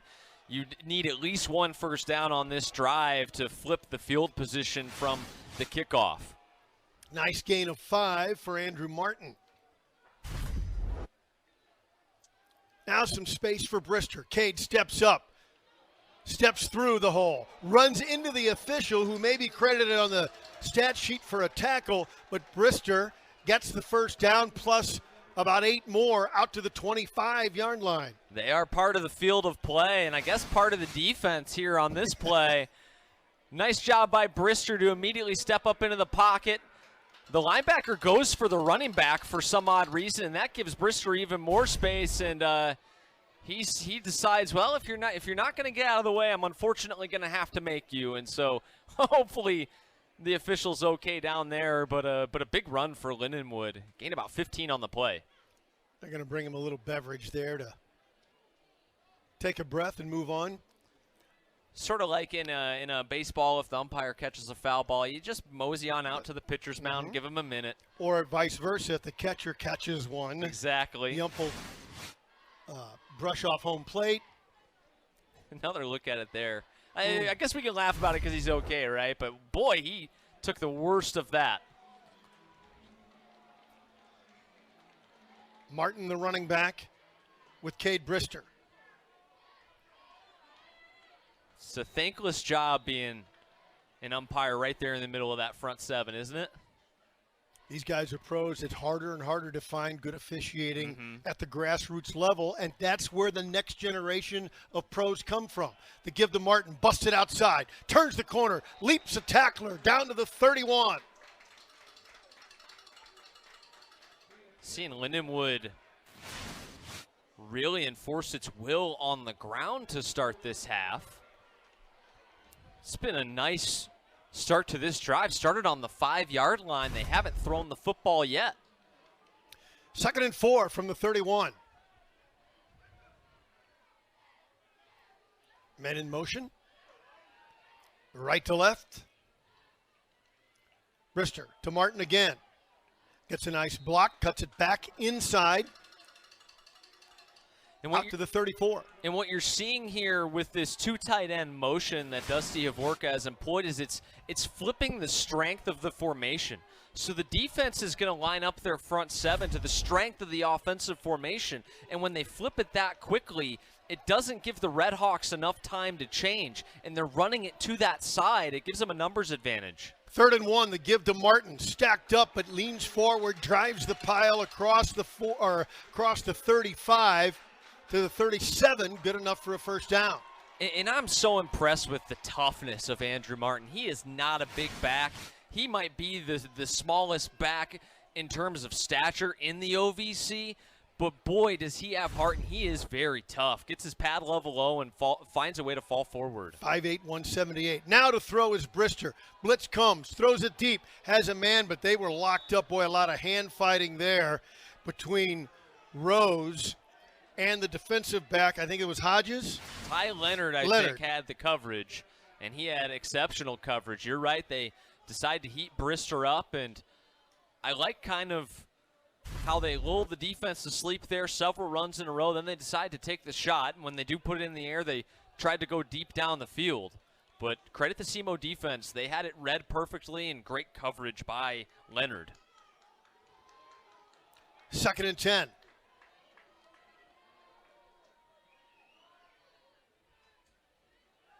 Brister, heavy rush comes, completes the pass to the sideline, fumbled out of bounds. Will they call it complete? I believe they will. Yeah, I think so. It was Hare on the catch, and he turned around and got hit by the defender right on the elbow. Ball security, obviously, of the utmost importance. You can't afford a letdown when you're playing a team as talented as SEMO is, but fortunate for them, it's fumbled out of bounds, and it's a 3rd and manageable here. Hare with the catch, 3rd and 3. From the 44. Brister out of the shotgun. A lot of pressure, steps up. They collapse on him this time. That'll be thrown for a loss. He had no chance as they swarmed the pocket. They blitz the Lions quarterback once again. You see 5 of them coming. They force Brister to step up, and this time SEMO's been taken advantage of a little bit when Brister stepped up into that pocket. This time very well disciplined. It was Sam Keeper that stayed home and was able to take him down for a sack on the play, and Lindenwood's going to have to punt. However, when a drive starts at your own 5-yard line, you've been able to, with a couple first downs now, flip the field and hopefully try to give your defense a good opportunity. Riley Ripper. That one shanked a little bit to the right side. McDonald was the receiver back. They let it roll now. It takes a fortunate Lindenwood bounce all the way back to the 22-yard line. Lindenwood caught a break there. Absolutely they did, and we've seen SEMO try to come after a couple of these Lindenwood punts, and they have almost gotten home. They were very close to getting a block on that play. 3rd quarter action here in the Ohio Valley Conference. 21-7, number 24, SEMO on top. We'll take a break and be back with more. The 11:09 left in the 3rd. This is the Ohio Valley Conference on ESPN+. 11:09 left in the 3rd quarter. SEMO going to try and put a stamp on this one. Paxton DeLaurent gives ahead. Rucker had to bounce outside. Pretty good work by the defensive line of Lindenwood, but he finally found some space outside. Yeah, and Rucker, similar to Martin, not the biggest back, but I've been impressed with his toughness too. Look at the stiff arm he throws towards the end of this run. Get off of me. Yeah, and nice then play. Finishing the run, really nicely done. It was Brett Hyatt that got the worst of that. 2nd and 4 from the 29. DeLaurent wants to throw this time. Has a little time. Steps up.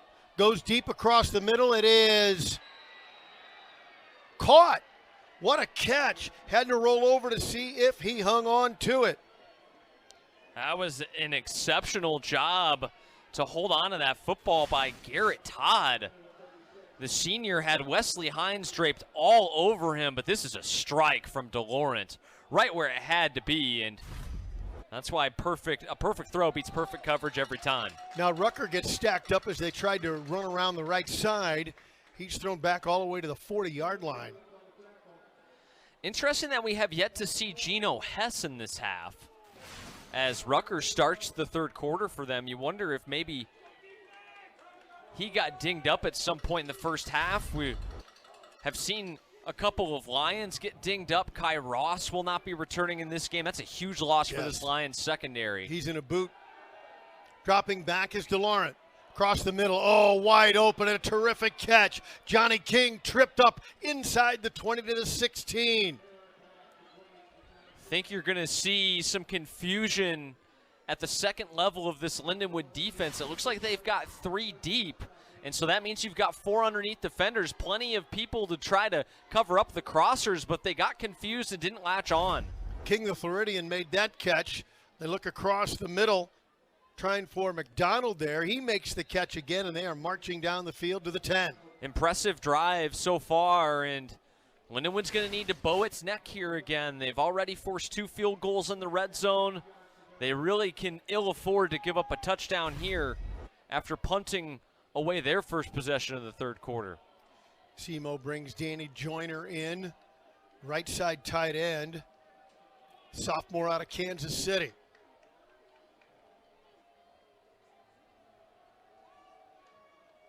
Second and 5, across the middle, broken up and beautifully done. Great break on that football by Muniz. He was a spark plug for this defense a season ago. A takeaway machine, and this time he times it up perfectly to break it up with Vic. You're seeing some new safeties here as the Lindenwood gets thin at the position. Lloyd Lockett was unable to go, did not play in this game today, and now with Kai Ross, their leader and captain of the defense, in a boot, you've got Hyatt and Muniz at the 2 safety positions, and they're stepping up. Rucker in the backfield with DeLaurent. 3rd and 5. Steps up, rolls right. Breaks out of the pocket, throws on the run, throws short, incomplete. I'm really surprised they didn't try to throw it to Vic. It looked like he had Vic open, but he tried to throw to the back of the end zone. Lions are going to bring pressure, and they do a nice job of flushing DeLaurent. Really nice job of Paxton DeLaurent to extend the play, and nearly was able to find Paydirt, but that throw just a little too low. Unable to bring it in was McDonald.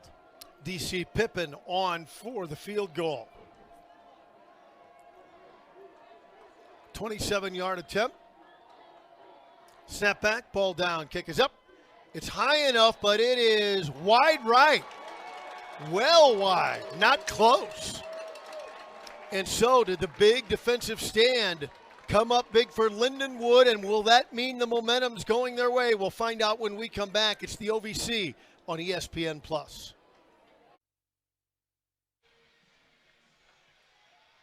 Back in St. Charles, Missouri, Hunter Stadium. 1st and 10 for Lindenwood from their own 20. Zach, desperate to get some points on the board and climb back into this one. Yeah, they could use a score. They've had tough starting field position to begin the third quarter. Had it at the 5 and now the 20. Cade Brister buys some time. Steps up. Can he get rid of it? He does. It's complete. Trying to stay in bounds, and then Peyton Rose gains a few more yards and indeed gets the first down. Nice little work after the catch. Yeah, really good communication. You know, it's that nonverbal. They're just always on the same page, and that's just a product that comes with playing together for a really long time. The second Brister got out of the pocket, he was looking for number 17 and just needed the underneath defender to come off of him with the threat of Brister to run to open up that scramble drill catch. 1st and 10 from the 32. Play action again. Peyton Rose again, close to a first down and out of bounds. We'll see where they mark it, and they are moving the chains. This is another run pass option. They're going to fake the power play, and because Brister sees that Rose has leverage on the defender, he's going to pull it and pass it, and so that's pretty easy pickings when you run that play the right way. And Lindenwood's run it to perfection. Both teams really have run it effectively at different points here in this game. Out of the shotgun from his own 43. Brister, pocket breaks down. He's in trouble, and he is brought down shy of the line of scrimmage. Couple times this game he'd been able to step up as the pocket collapsed around him, but they were ready for him this time. We've seen SEMO do a much better job as this game has progressed at staying in their pass rushing lanes and not allowing him an escape up the middle. They're forcing him to step up into the pocket, and when he does, the Redhawks front four, the center of that pass rush, is right there to bring him down and make sure he can't go anywhere to have some of the bigger scrambles that we've seen him have earlier in the game. 2nd and 11. Heavy pressure. Brister leaps over a tackler, gets the first down, cuts it outside, breaks another tackle, all the way to the 40 of SEMO. Oh, what a play by Cade Brister. That was not by design. They're going to run that same RPO with the power to the left side of the line of scrimmage. Cade decided to pull it and then realized it wasn't there. So now he's got to run it himself. And he gets an additional lead blocker, and I think because that play was not by design, it caught the Redhawks defense a little off guard. Turns into a big play. 1st and 10 from the SEMO 40. Brister with time, throws long, left sideline, looking for Rose, too far, and incomplete. And Brister overthrew Rose, who did a nice job of stacking the defender, getting the outside release and putting the defender on his back, but the safety over the top of that, Hodges, did a pretty nice job anyways. There wasn't a whole lot there. I'd like to see them get Kobe Smith a little bit more involved here on this drive. We haven't heard from him in a while. They'll send him wide right. Jeff Caldwell comes wide left. Martin in the backfield with Brister. Wants to come to the near side. Nice catch on the sideline made by Caldwell. And he's very close to a first down, and yes, he got it at the 30, so 1st and 10, and Lindenwood again moving the chains and the football. It's been this run-pass option. The SEMO's having a really tough time. This time it's just a simple zone that the line is blocking for, and Brister, if he sees that personnel, it's a numbers game. If he sees the one-on-one matchup on a quick route, he's going to pull it and deliver it, and he's getting the ball out on time, and it's really hurting the secondary. 1st and 10 from the 30 to give to Martin. Busts up the middle, breaks one, then 2 tackles. Finally brought down at about the 23. 7-yard carry for the terrific Andrew Martin. In a lot of hands on hips right now in the front 7 of the Redhawks defense. You see what sustained offense can do. Now you're seeing SEMO, have some arm tackles. 2nd and long 3 from the 23. The give again to Martin. Stacked up at the 20. It'll be close to the first down. They may even have to measure. Let's see where they mark the football. Better job by the SEMO rush defense there in their fits. Bryce Norman there. And it is a first down. Haven't called Bryce Norman's name a whole lot. He's the leading tackler for this SEMO defense. Just surpassed 100 tackles on the season already. He's averaging 12.5 tackles per game. Last 2 starts, had a touchdown last weekend against Central Arkansas. He's been the league player of the week from that great Jackson, Missouri program. Great program. Handoff inside, Martin again. Got across the line of scrimmage, still trying to churn. They'll give him forward progress, but only a gain of a yard. There was nothing there that time. SEMO said enough. Really good penetration by the defensive line. Nice job by Big 94 Harris Adams to come off his block and help make that stop at the line of scrimmage. 2nd and 9 at the 19. Brister wants to throw, gets a good block. Out of the pocket, flushed, throws to the back of the end zone, caught! Touchdown! Kobe Smith! Kobe Smith at the very back of the end zone. You called for him, you got him. They get him involved. He's so tough to keep up with. They were looking for him on the post. And when Brister was able to escape the pocket, a really heady play by the San Diego State transfer to make a beeline back the other way, and Hodges was just unable to stick with him. Great find by Brister and a great catch by Smith. Seibert for the point after. It is good. And we've got a one-score ball game. Lindenwood hosting number 24 Southeast Missouri State with 4:10 left in the third quarter. 21-14 SEMO. Just a great job by Lindenwood. We'll take a break. Lindenwood trying to put the pressure on. We'll see if SEMO has the response right after this. Back here on ESPN Plus with more Lindenwood football, guys. Hunter Stadium is clearly already a beautiful place to catch a Lindenwood football game, but the quality of the stadium only got better this offseason with the addition of this brand new scoreboard located behind me. That scoreboard, the Simmons Hanley Conroy scoreboard, donated in memory of Paul Hanley Jr., is the second largest scoreboard in the region behind only Busch Stadium's scoreboard. Absolutely massive, approximately 70 feet wide, 28 feet tall, a beautiful facility. Here at Hunter Stadium. We're back up in the booth video with you board guys. Here at Hunter Stadium. And on the return, almost a fumble, but Kevin Robbins was able to hang on and brought it out just short of the 26. So now it is all of a sudden SEMO that is probably feeling the pressure to put together a little bit of a drive. They were stopped on their opening possession of the third quarter. Lindenwood's made it a one-score game, and all of a sudden it's getting a little too close for comfort for the Redhawks. But can they flip the momentum back again? They've got this crowd into it. They really need to at least pick up a couple of first downs here on this drive, it feels like. DeLaurent gives ahead, driving forward. Nice run as they push forward on the play. So there's Geno Hess again back into the game, and you see the impact he has, just so tough. Great contact balance by Hess. They've got bodies there, they're just unable to wrap him up. 8-yard gain. 2nd and 2 from the 34.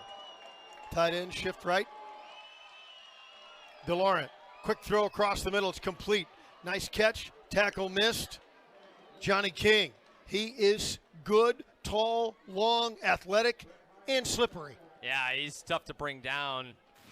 Number 4 is has size that you can't teach, and that's a run-pass option from the SEMO offense. And they're saying if you're going to play that soft in the secondary, those are what you call easy yards. They'll take that all day. Snap, give ahead to Hess. Tries to find some running room, turns the corner, gets the first down. Still moving, spins around to tackle. Finally brought down at the Lindenwood 30. What a run by Geno Hess. We've seen the power from Hess. How about the acceleration on this run? This is one of his better runs today. Gets outside and unable to chase him down is Magruder. Then you get another arm tackle here from Whitmore, and he's still going. Really great run by Hess, and all of a sudden already on the edge of field goal range. Tight end shift right to left now. They want Hess again. Why not? Bounces into the line, away from a tackler, still on his feet, brought down across the 25 to the 24. Just couldn't bring him down. A gain of 5 again. In that time, Whitmore's in the right place, but he's just unable to get him on the ground. He slips right down off of the SEMO running back, and he is just proven to be a load. It's given Lindenwood all sorts of problems, and over the century mark again for the 12th time in his career as a Red Hawk. 2nd and 5 from the 25. Paxton, DeLaurent, across the middle. They thought they had him covered, but Johnny King slips through the coverage again, makes the catch, get the first down, and down to the 14-yard line. And he slips another tackle. Yeah. As you mentioned, it's not just the size that you have to deal with King, but the athleticism as well. He's like a running back when he gets the ball in his hands. And this Lindenwood secondary has just got to do a better job at not turning, median gains into big ones, and we've seen that several times today from SEMO. 1st and 10 from the 15. SEMO driving again. Again Hess opens up, cuts back left, 5, touchdown, Geno Hess. He saw the hole open up on the left side of the line, roared through and into the end zone. Geno Hess scores again. We see it on the replay here. They're going to bring the left tackle around, and it was not necessarily designed to go to the left side. But that was a hole. I tell you what, you or I could have probably run through that one. Great blocking up front by the Redhawks, and they immediately and emphatically make this a two-score football game again. What an answer by SEMO. DC Pippin for the point after. Did he miss it again? No, it's good. Just inside the upright. He missed one right previously, just inside the right upright, and it's good. DC Pippin for the point after, and it's 28-14 as SEMO has doubled up the Lions. Yeah, and it's exactly what it felt like they needed to do. They go on a pretty commanding drive there. There were not many plays where they weren't gaining at least chunks of yardage, and Johnny King gets them down there, and Hess finishes it off. Really a clinic offensively by SEMO. So obviously, the Lindenwood Lions have to answer and answer big as they send Kobe Smith and Spencer Red back to receive. Might be developing into a little bit of more of an offensive football game. You see number 56, the center, Zach Geig, was the one that got, I think, the big block that sprung Hess. DC Pippin for the kick. It's short, and it's called for and hauled in by Spencer Red. And Lindenwood will take over with 1:31 left in the third quarter. Lots of time, but you almost feel like if you don't make something happen every series, you're going to fall behind further. Yeah, I mean, still plenty of time to go in this game, and Lindenwood has hung around. They have not been outmatched physically. They have proven that they belong in this conference and in this game, and now you got to give yourself a chance to go win it. So back down 2 scores. Now it's the offense's turn to answer as we've had an offensive third quarter here. Cade Brister out of the shotgun, has a man on the sideline. Peyton Rose with the catch and the first down. Similar Come out attack. Yes, similar to what we said with the SEMO offense. Those are what you'd call those easy yards. Yeah. With that run pass option, it just becomes a numbers game, and you're using leverage to create easy looks for your guys to go and execute, and both offensive coordinators have done a great job. 1st and 10 from the 36. Brister can't find anybody open, wants to keep, slips a hand tackle, grabbed his ankle, tripped him up, and it'll be a loss as that one fell apart quickly. I think Holmes got in there first, was unable to bring Brister down. Yeah, look at Holmes just shake the guard. And kind of blows that play up from the start.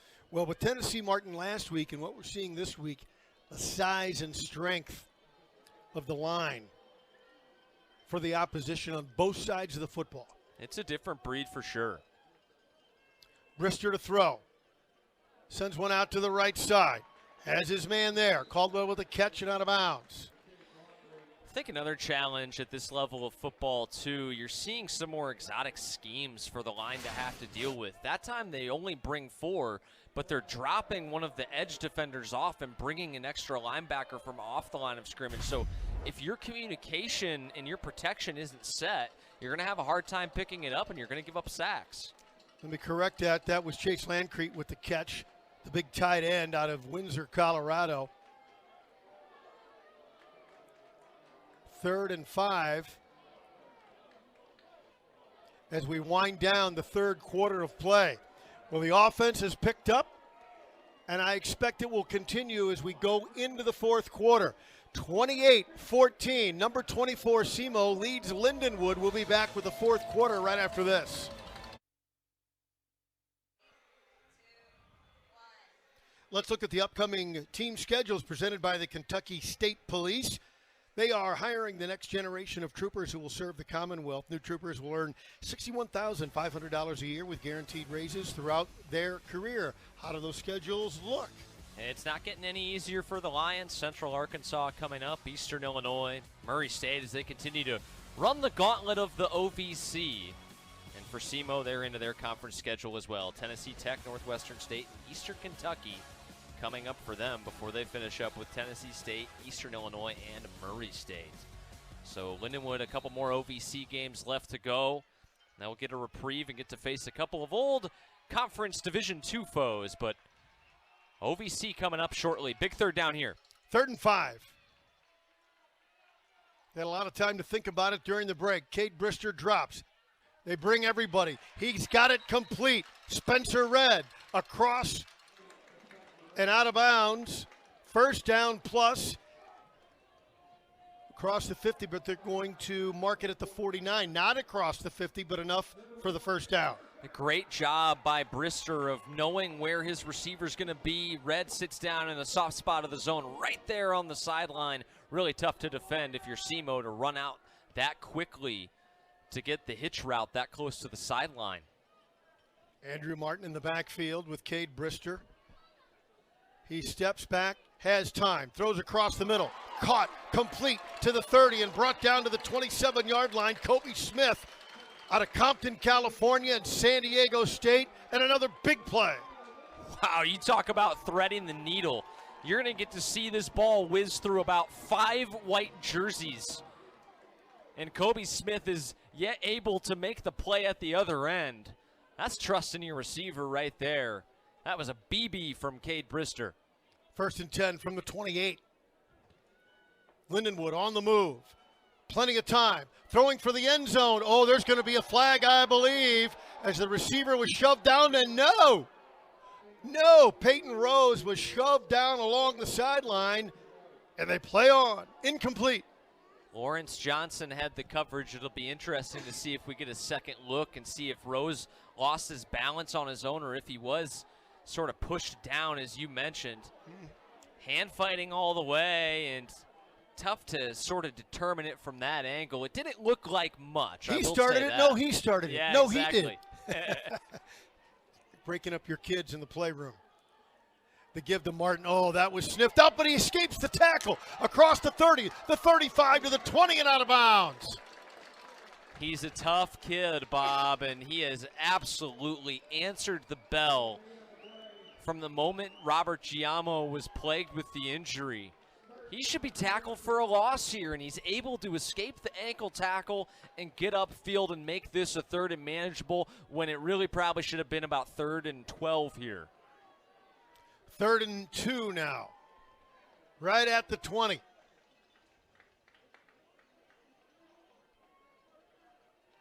Send in the play from the sideline.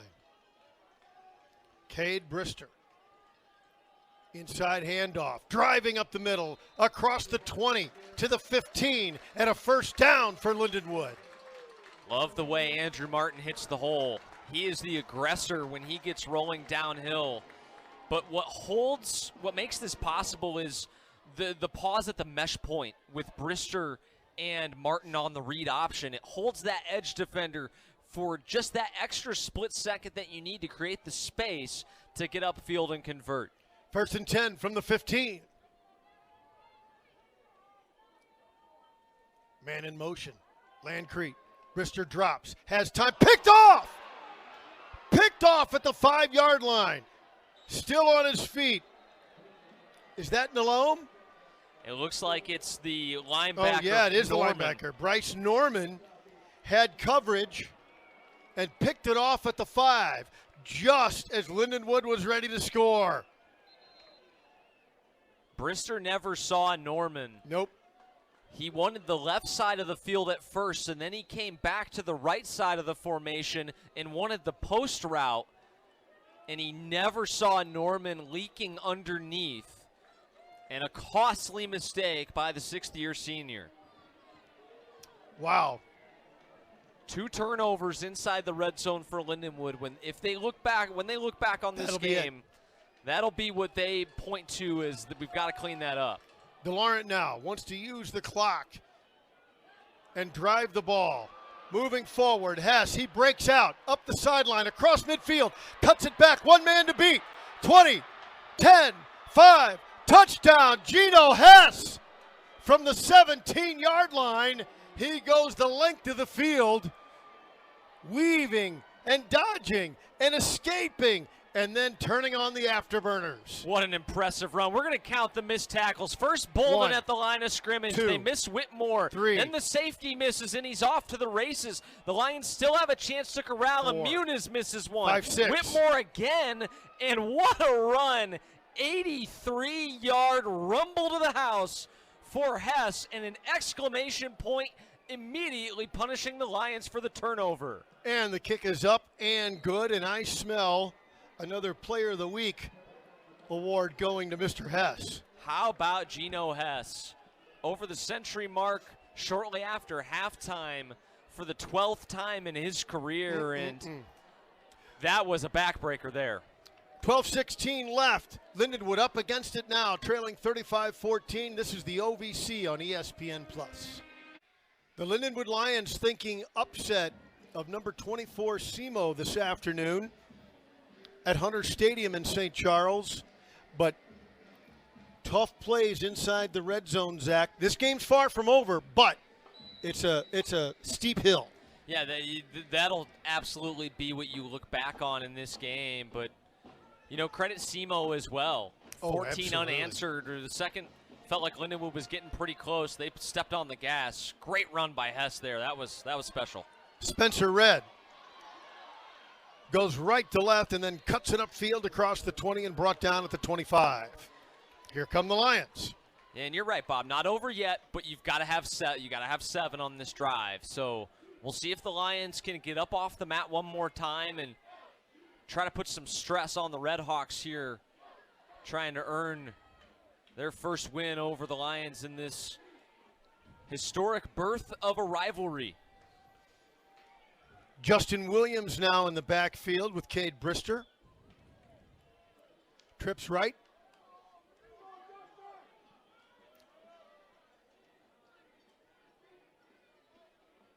Out of the shotgun, Brister.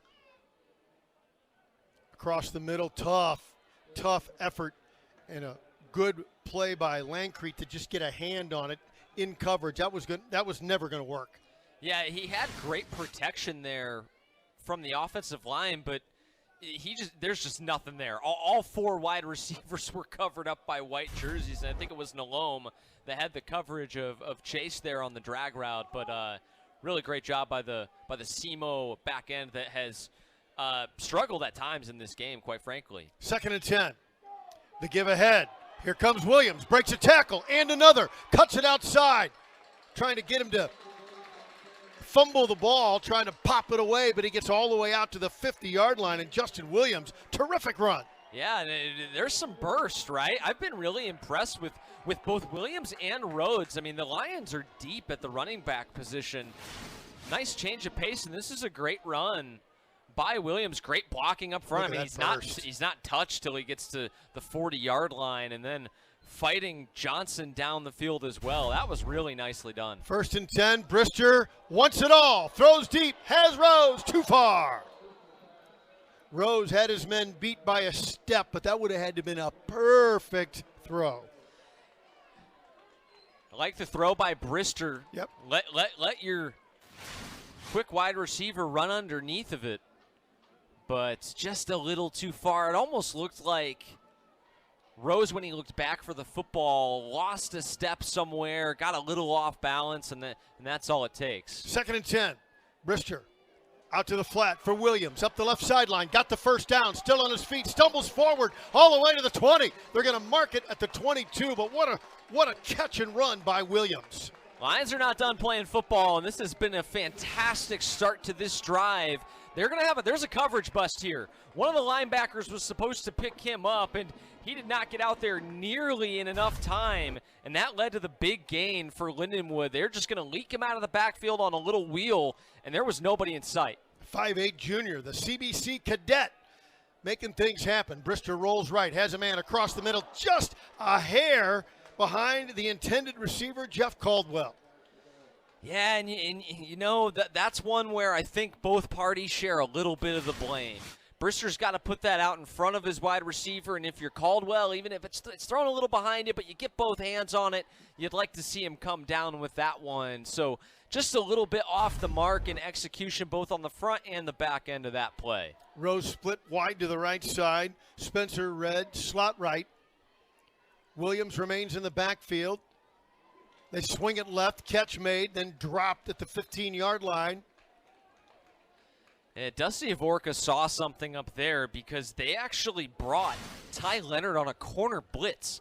And Brister sees that out of the corner of his eye and pulls it immediately and throws to the quick hitch route. That was a nice job of playing the defensive scheme against itself to create some positive yardage. 3rd and 4 now, right at the 16. And I think you still have the playbook open, Bob. This is 4-down territory, absolutely. You got 2 downs to gain 4 yards. And they want to talk about it. Timeout on the field with 10:22 remaining in the game. 35-14, number 24, Simo. Lindenwood knocking at the door again, once again in the red zone. This has been an impressive drive and an impressive response. You know, it'd be easy to throw the towel in and sort of let this thing get out of hand down the stretch here. You had a couple things not go your way. Fought through some adversity. You had the great answer by Simo to make it a 14-point game. The turnover then results in an 83-yard touchdown run by Hess. Be real easy to kind of sit and pout and say, well, we're not going to make it happen this time, but the Lindenwood Lions showing some resolve here down the stretch. And if they can punch this in, it's absolutely still a ball game. Abe Hare in at tight end on the left side. Andrew Martin back in at running back. Brister at 3rd and 4. From the 16. Heavy rush. Steps through a hole. Slips a tackle to the 5. Touchdown! Cade Brister! The senior from O'Fallon, Missouri. The hole opened up. Almost was leg tackled. He's able to slip away with a high step and into the end zone. He wanted to go to the left side of the field. He had his tight end wide open. Hare probably would have walked into the end zone, but because of the pass rush, he was unable to deliver that football. But how about the senior making something out of nothing on that play? Probably should have resulted in a sack. Brister steps through, breaks the tackle, and he's into the end zone. Seibert, extra point is good. And it's a 2-score game once again with 10:14 remaining. And now Lindenwood will ask its defense to step up once again. We'll take a break. Be back here in the 4th quarter in a moment. 35-21 Simo. It's the OVC on ESPN+.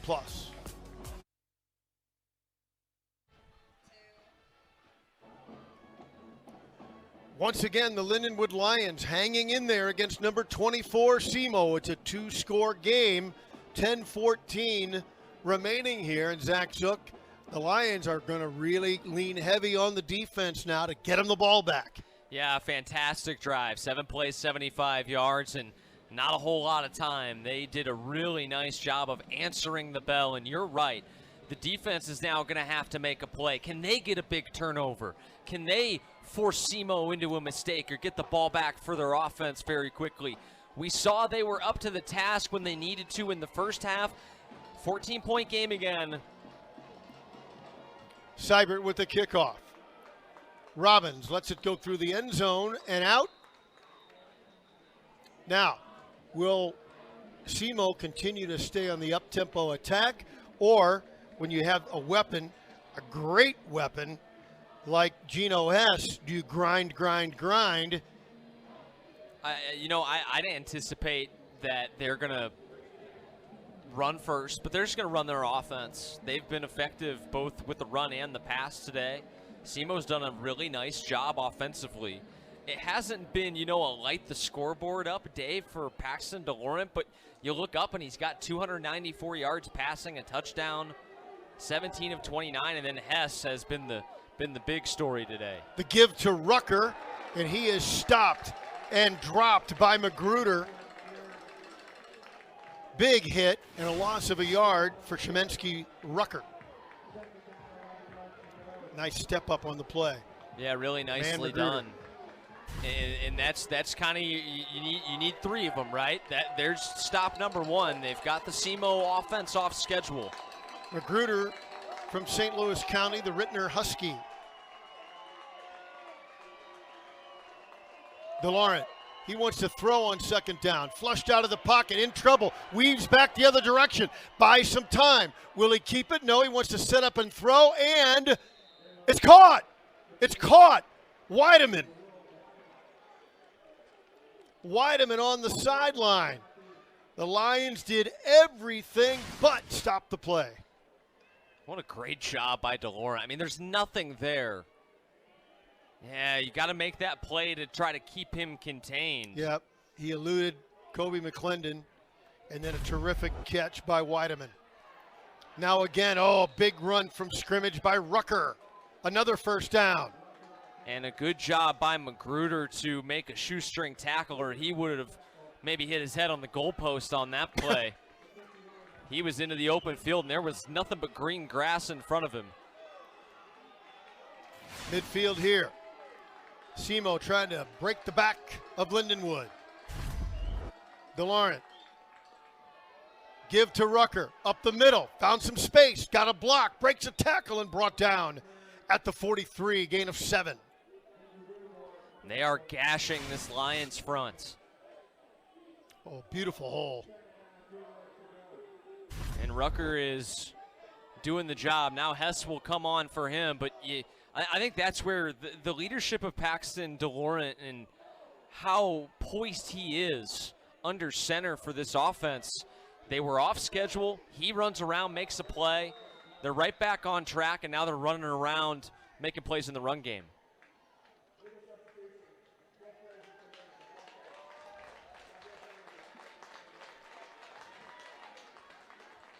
Penalty on the substitution.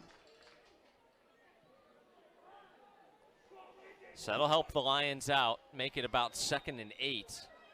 But I'd again anticipate number 6 getting the ball here. Can the Lions stand up in their run fits and stop this offense? They're running out of possessions in time here in this game. They can ill afford to give up any more points. SEMO double tight end right. And now they move Joyner in motion, and Weideman follows him. Rucker in the backfield. Excuse me, that is Geno Hess. Across the right side, stacked up at the line of scrimmage and brought down, no gain. There was some confusion on the motion with the tight ends there for SEMO that time. Yeah, they moved Joyner and Weideman right to left. Now they're going to pull one of them off the field. This is a huge 3rd down, maybe the biggest play in this game yet. 3rd and 7. Hess in the backfield with DeLaurent. Johnny King wide to the left side. Joyner in motion. Sprint right. Throws complete to the tight end and run out of bounds short of the first down. Joyner went in motion and got open, but was drilled and knocked away. They're going to mark it about 2 yards short, I believe. Nice job by Hyatt running across. He has to run across the field and sift through the traffic to try to catch up to Joyner. And the offense still on the field here. They don't want to give the football back to Lindenwood that easy. They're going to go for this 4th and 2. 4th and 2 at the Lindenwood 42. Awfully risky call here by Matukowicz. If they don't get it, Lindenwood's going to get it with great field position. And it's a keeper. And slipping a tackle is DeLaurent around another tackle and run out of bounds at the 30. The misdirection fooled Lindenwood, and DeLaurent was able to elude 2 different tacklers. What a perfect time for that play call by the offensive coordinator, Jeremy McDowell. They haven't shown that once yet today. Nope. But on a money down where you need it, you let your leader, your 6'5" quarterback, pull it on the read. And he had nothing but green grass in front of him. Clearly caught the Lions off balance there. They thought it was going to Hess. He drops Looks into the flats, instead wants to go for the sideline. Broken up. Little miscommunication on the SEMO side, but broken up nicely by Lindenwood. Yeah, they wanted to try to catch Lindenwood, and they wanted the defense to suck up on the screen, but Jaden Patrick did a nice job of staying at home, and quite frankly, Johnny King became a defender on that play to make sure that Patrick couldn't get the interception. 2nd and 10 at the Lindenwood 30 for SEMO. The Redhawks. Little inside handoff. Oh, nice run. Here comes Rucker. One man to beat. And a second. He dives into the end zone. Touchdown. What a run by Shemensky Rucker. Wow. A 30-yard scamper, and that's just been the story today for Lindenwood. They, again, have gotten mauled in the run game. You see defenders flying every which way. There have been too many arm tackles, and this rushing attack for SEMO has just really made it tough on the Lindenwood defense. I think this is a cumulative effect, too. You know, all those early drives they went on, 7 plays, 70 yards, 8 plays, 80 yards. Even though they resulted in field goals, they tired out this Lindenwood defense. A lot of hands on hips, a lot of defenders trying to suck air right now because they have been completely worn out by this SEMO offense. DC Pippin for the point after. Snap back, down, up, and good. Well, what a job done here in the 4th quarter. Great work by SEMO, and they lead it 42-21. We'll take a quick break.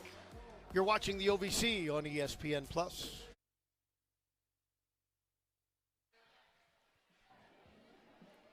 5:39 left in this one. SEMO, ranked 24th in the country in FCS, has doubled up the Lindenwood Lions 42-21. And you know, Zach, I think you're right about wearing down the Lions. That offensive line for SEMO, 6'4", 309, 6'3", 330, 6'1", 287, 6'1", 300, 6'4", 305, and grad senior,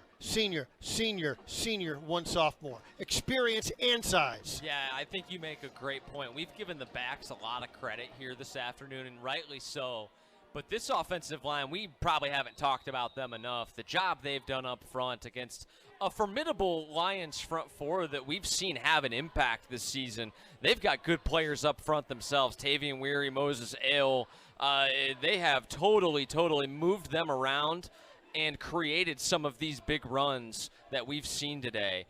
Over 320 yards this offensive line has blocked for in the ground game for SEMO here this afternoon. Hess, of course, leading them, though he's got 224. So we'll see what Lindenwood could do to finish this one off. Try and get some positive things going. And there's a completion and a first down. They've done a few of those things today.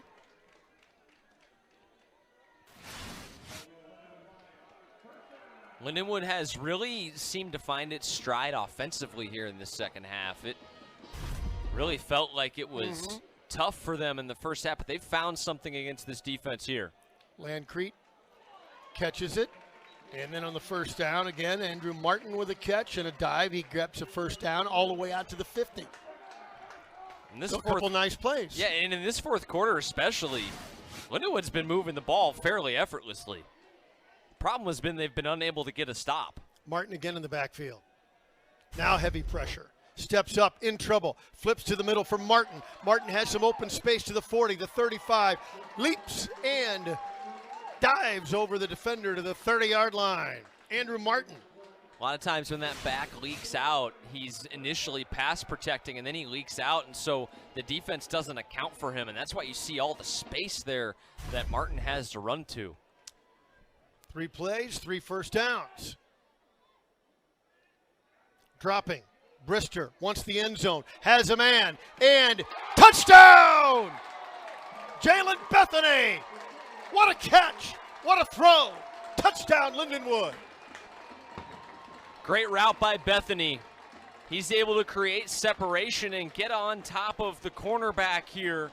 I think we got around William McCall, And I wasn't sure at first if he was going to be able to come down with this. Look, almost stumbled. Losing his balance, but a great job to stay focused and look that one in. A great throw by Brister. And for as well as Simo has played today, that is one thing I think they're going to look at the tape to try to clean up. Their defense has just been gashed in this second half by the Lions.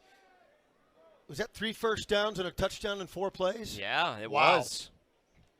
Like I said, I mean, very effortlessly, Clinic. the Lions, these last 2 touchdown drives. And the kick is up and good. So Lindenwood stays in the game with 4:35 remaining, trailing number 24, Simo, 42-28.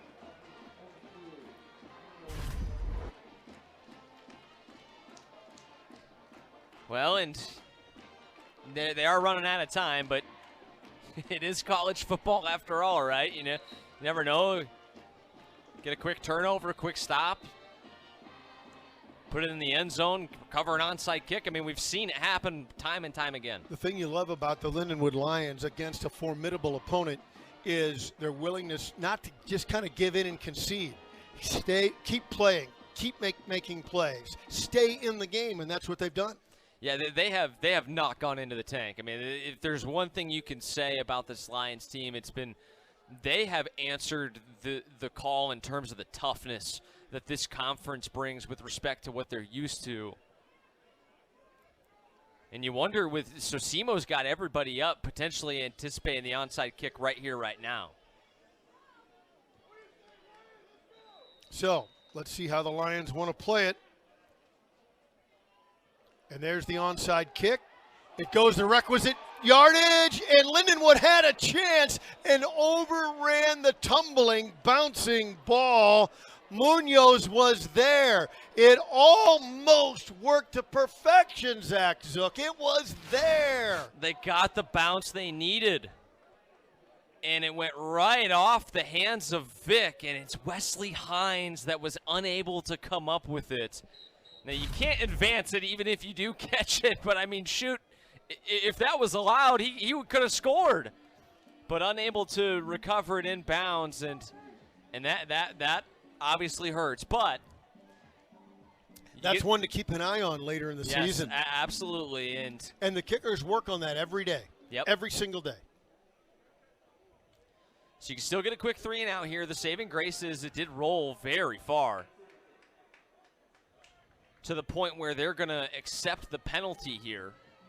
Or are they? It looks like they're going to, I guess, decline the yardage, because on a kick out of bounds, it would only bring them out to the 40-yard line. They've got it at the 44 where it went out right here. 1st and 10 from the 44 with the terrific Paxton DeLaurent.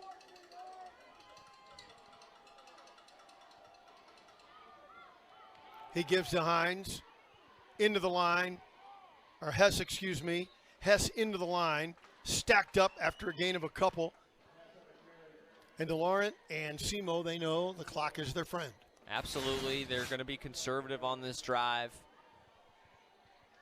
Trust big number 6. He's been in this spot before. He's closed out many games, a senior at a Peoria High. He was a Lion in high school, now a Red Hawk. It's no surprise that he's on the Walter Payton watch list, and I think he's climbing that list. No question about it. What a day he's had. A career performance from Hess, capped by that 83-yard touchdown run. DeLaurent keeps, throws, threw just behind the intended receiver, tried to find McDonald again, and that was broken up. It'll be 2nd and along 7. And the Lions say thank you very much. They put it in the air. DeLaurent, one of the few times he's been off target here today, threw it way behind his receiver. Not really a catchable ball for McDonald. Great crowd at Hunter Stadium. Black and gold on the west side. All red from Simo on the east side. Terrific crowd for OVC football on a Saturday afternoon. DeLaurent with Hess in the backfield.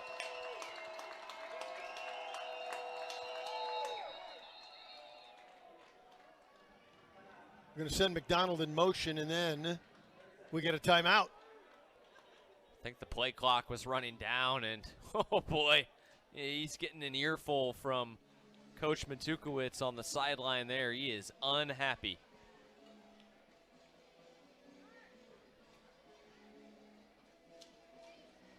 So you wonder how aggressive SEMO is going to be here on this third down play. The Lions have not proven to you that they could stop the run. If you even gain 3-4 yards, you might enable yourself to try and go for it. You keep the clock running, you would actually probably force the Lions to spend a timeout. They do have all 3 left. Or do you try to put it in the air and go more risk-reward, an incomplete pass? The Lions get the ball back with all 3 of their timeouts. But of course, a higher likelihood of converting a pass here on 3rd and 6 as opposed to a run. 3rd and 6, Johnny King, who's had a great day as well, wide to the left side. Hess, who's been dominant in the backfield. Vick in motion. Driving on the right side, but gaining only a couple.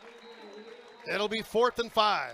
Or a long 4, I should say. And I don't think he even got enough to where you could go for it.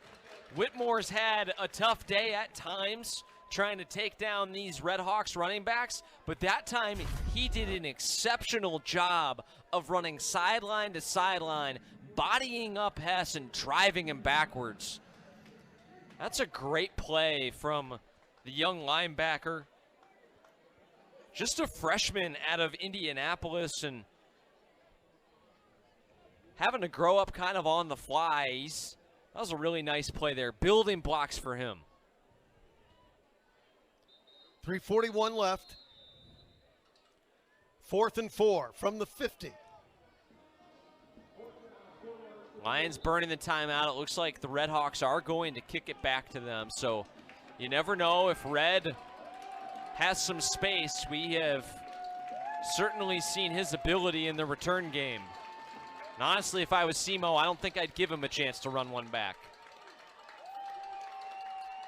Zach Haynes to punt. Red back to receive.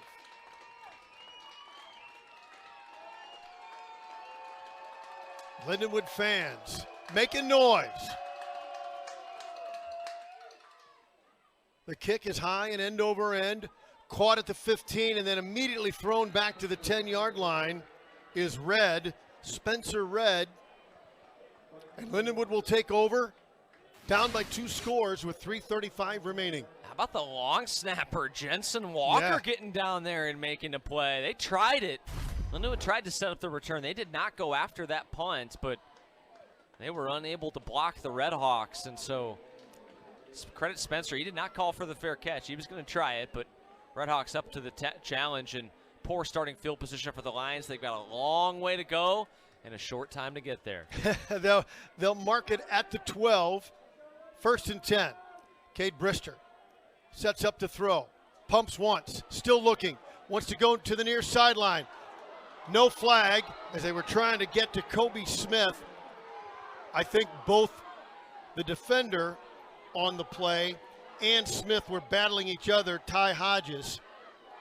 Yeah, Hodges and Smith were fighting on the scramble drill. Coach Stugart is upset. And I got to tell you, I think I kind of agree with the Lions on this one. I think they probably missed it. When Smith changes direction, he was pulled. And Brister's not out of the pocket, so you can't commit that pass interference. Brister with time. Oh, and it got tipped at the line. It's really a hold rather, but you can, when the quarterback gets outside of the pocket, you can kind of plaster them and run with them. But when the ball's in the air, you have to give the receiver a right to it. Trying to see who got that. It might have been Holmes, or it could have been Lewis, but the defensive line got a piece of it. Now it's 3rd and 10. To stay in the game, this is the play. Pocket breaks down, Brister's in trouble, and he's going to be sacked back at the 6-yard line. We've seen Brister escape a couple times in this game, but that time the SEMO leading tackler Bryce Norman, who's made his presence felt here in this second half, is able to get him to the turf, and Lions in dire straits here. 4th and 14 or 15. I don't even think they're going to try to go for this.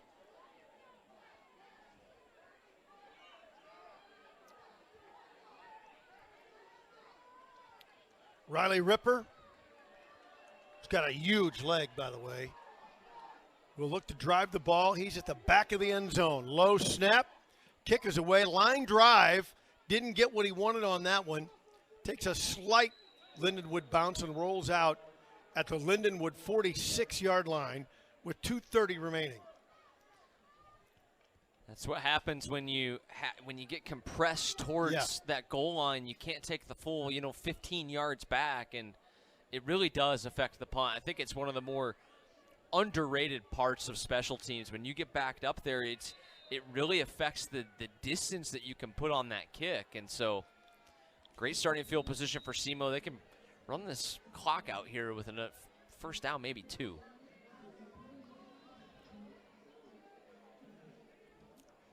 Good win for SEMO today against a Lindenwood team that really, I think, gave them a run for their money. The final score, I don't think, quite reflects how well the Lions played in this game.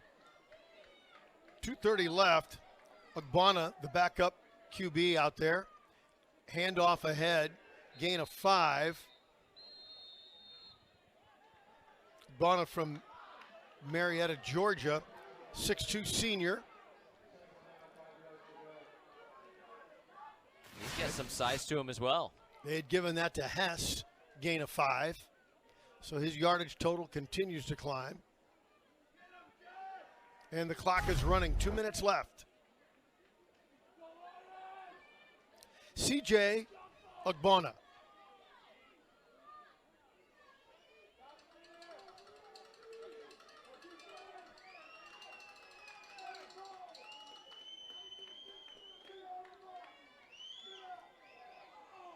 Gives to Hess.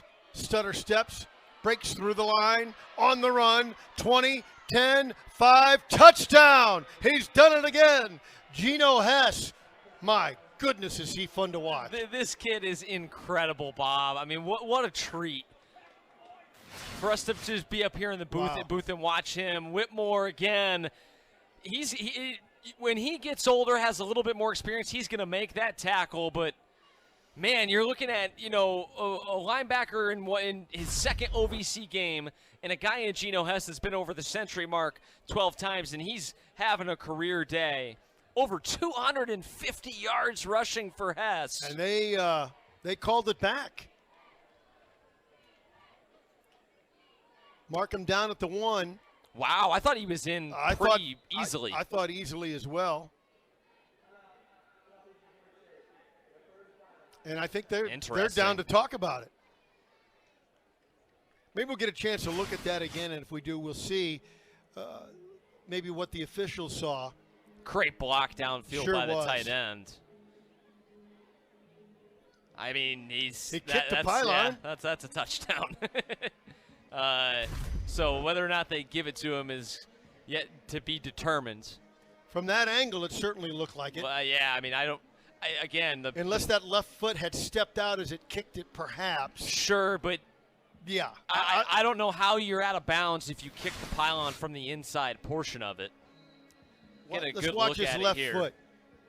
Did he go out right? No, I don't think so. I think he's in. I don't think so, Zach. Great play by Hess. I mean, great contact balance. We've seen him shake tacklers today, but the burst of speed that he displays when he gets out into the secondary, too, what a complete back. And what a weapon. I'm sure that's pretty fun for Jeremy McDowell to call plays for him. Maybe one more time here. Hess earned another chance for 6 more. And they're going to give him the chance. He stacked up, dives in, touchdown. This time, they'll count it. Geno Hess with another 6 points. 4th rushing touchdown of the game for Geno Hess. My goodness. More than 250 yards on the ground for him today. He has just been a standout, and I think you called it about midway through the 3rd quarter, Bob. Might be a pretty easy decision for the OVC Offensive Player of the Week. Of course, we don't know what's going on outside of the conference, but He's a pretty good bet. I can't imagine, as the extra point is good, I can't imagine somebody's going to put these kind of numbers up in the OVC this week. Marvelous. Marvelous athlete. I think this is it's a great learning experience, too, for this Lindenwood defense. This is as good as it gets in the OVC. And back-to-back weeks, running the gauntlet of the best two teams in the Ohio Valley Conference, two teams that are both ranked. Yep. And we know for sure that SEMO will remain ranked and will probably climb. Yeah, these are real talented football teams. And, I mean, Geno Hess is a real back. I mean, you talked about how Paxton DeLaurent, he's a talented quarterback. Probably, it looks to me like he could have probably been in an FBS school. I think so. I mean, it looks same way for Hess. I mean, what we've seen on display here this afternoon, they have been just fantastic, that tandem. And again, some young Lions linebackers, they're running thin at safety. I do think this is a good learning experience. It's a tough one, but it is going to make this Lions team a lot better and help them grow up as they get into OVC play and in the years to come. Again, Whitmore, just a freshman. He's going to be in the middle of this defense for 4 years. And the kickoff, with just under 90 seconds remaining, caught at the 10, and then up and running out of bounds for Lindenwood to get another chance at it. Spencer Red with the return. I think the positives that you can take away from this if you're Lindenwood, there's no moral victories in sports, but we've seen flashes and we've seen positive plays on both sides of the ball. It's not that this team can't do it. They've just got to find the consistency in the depth, too, to hang with some of these bigger rosters. Cade Brister to throw. He dumps it off. Martin with the catch and out of bounds at the 30, gain of 6. Been real impressed with this offense today. Yeah. They started off slow, but in this second half in particular, Brister has really looked about as comfortable as we've seen him this year. Agreed. And the offense as a whole has followed suit.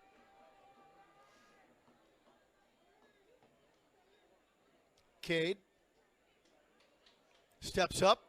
Will he keep it? He may try and get out of bounds and stop the clock again with 1:11 remaining. And he got the first down out to the 40.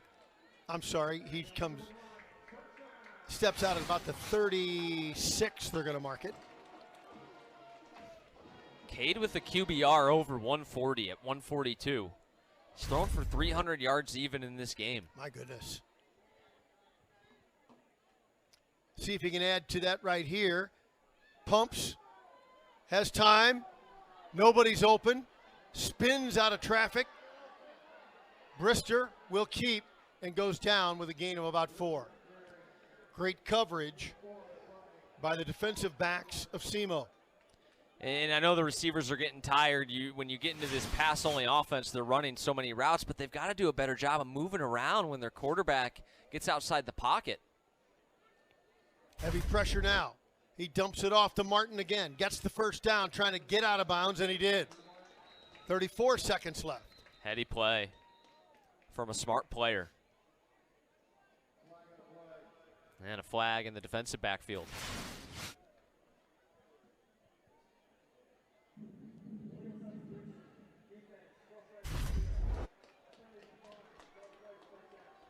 Too many men on SEMO. Huh. No wonder everybody was covered.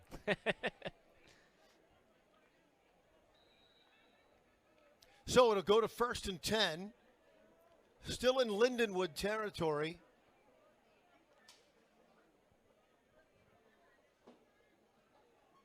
Brister. 3-man rush. He has time. Has to roll out of trouble.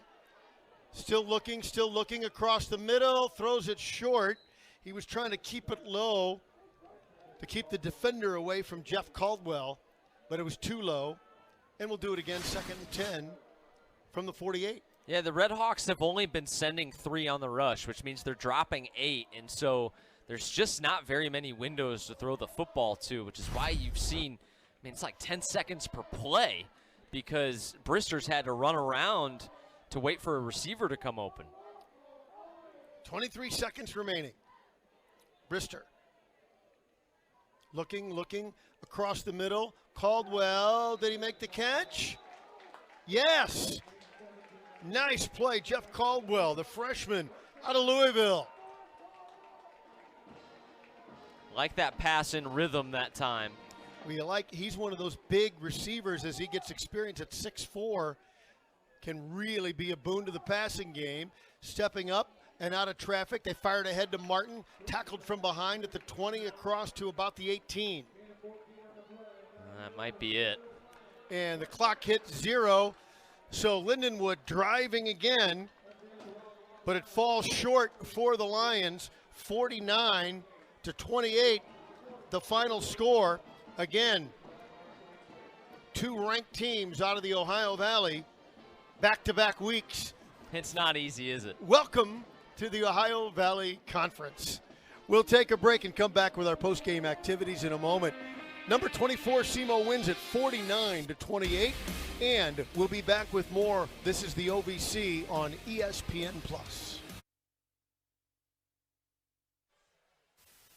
It was a gorgeous day in St. Charles, Missouri, and a beautiful offensive display by number 24, SEMO.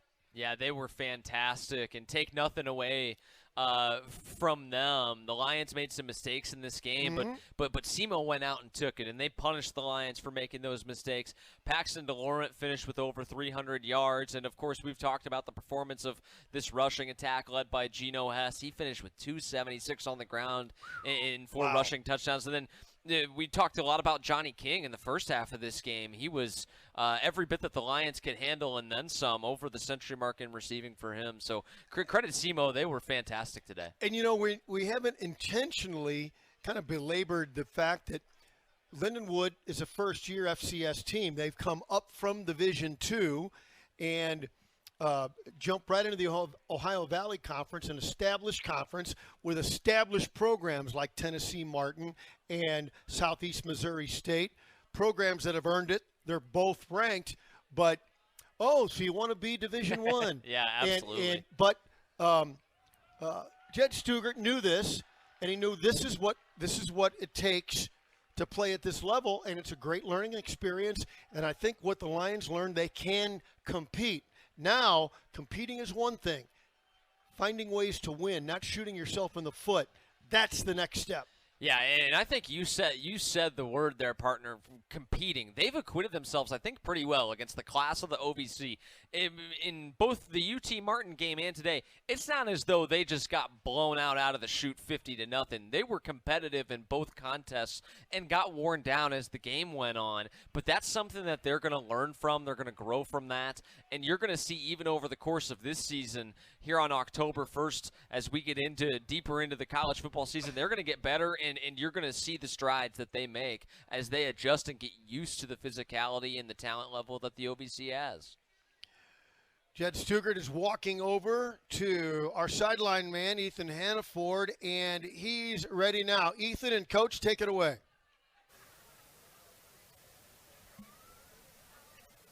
Coach, tough loss for you in this one today here with Lindenwood Lions head coach Jed Stugart. A tough loss for you guys today.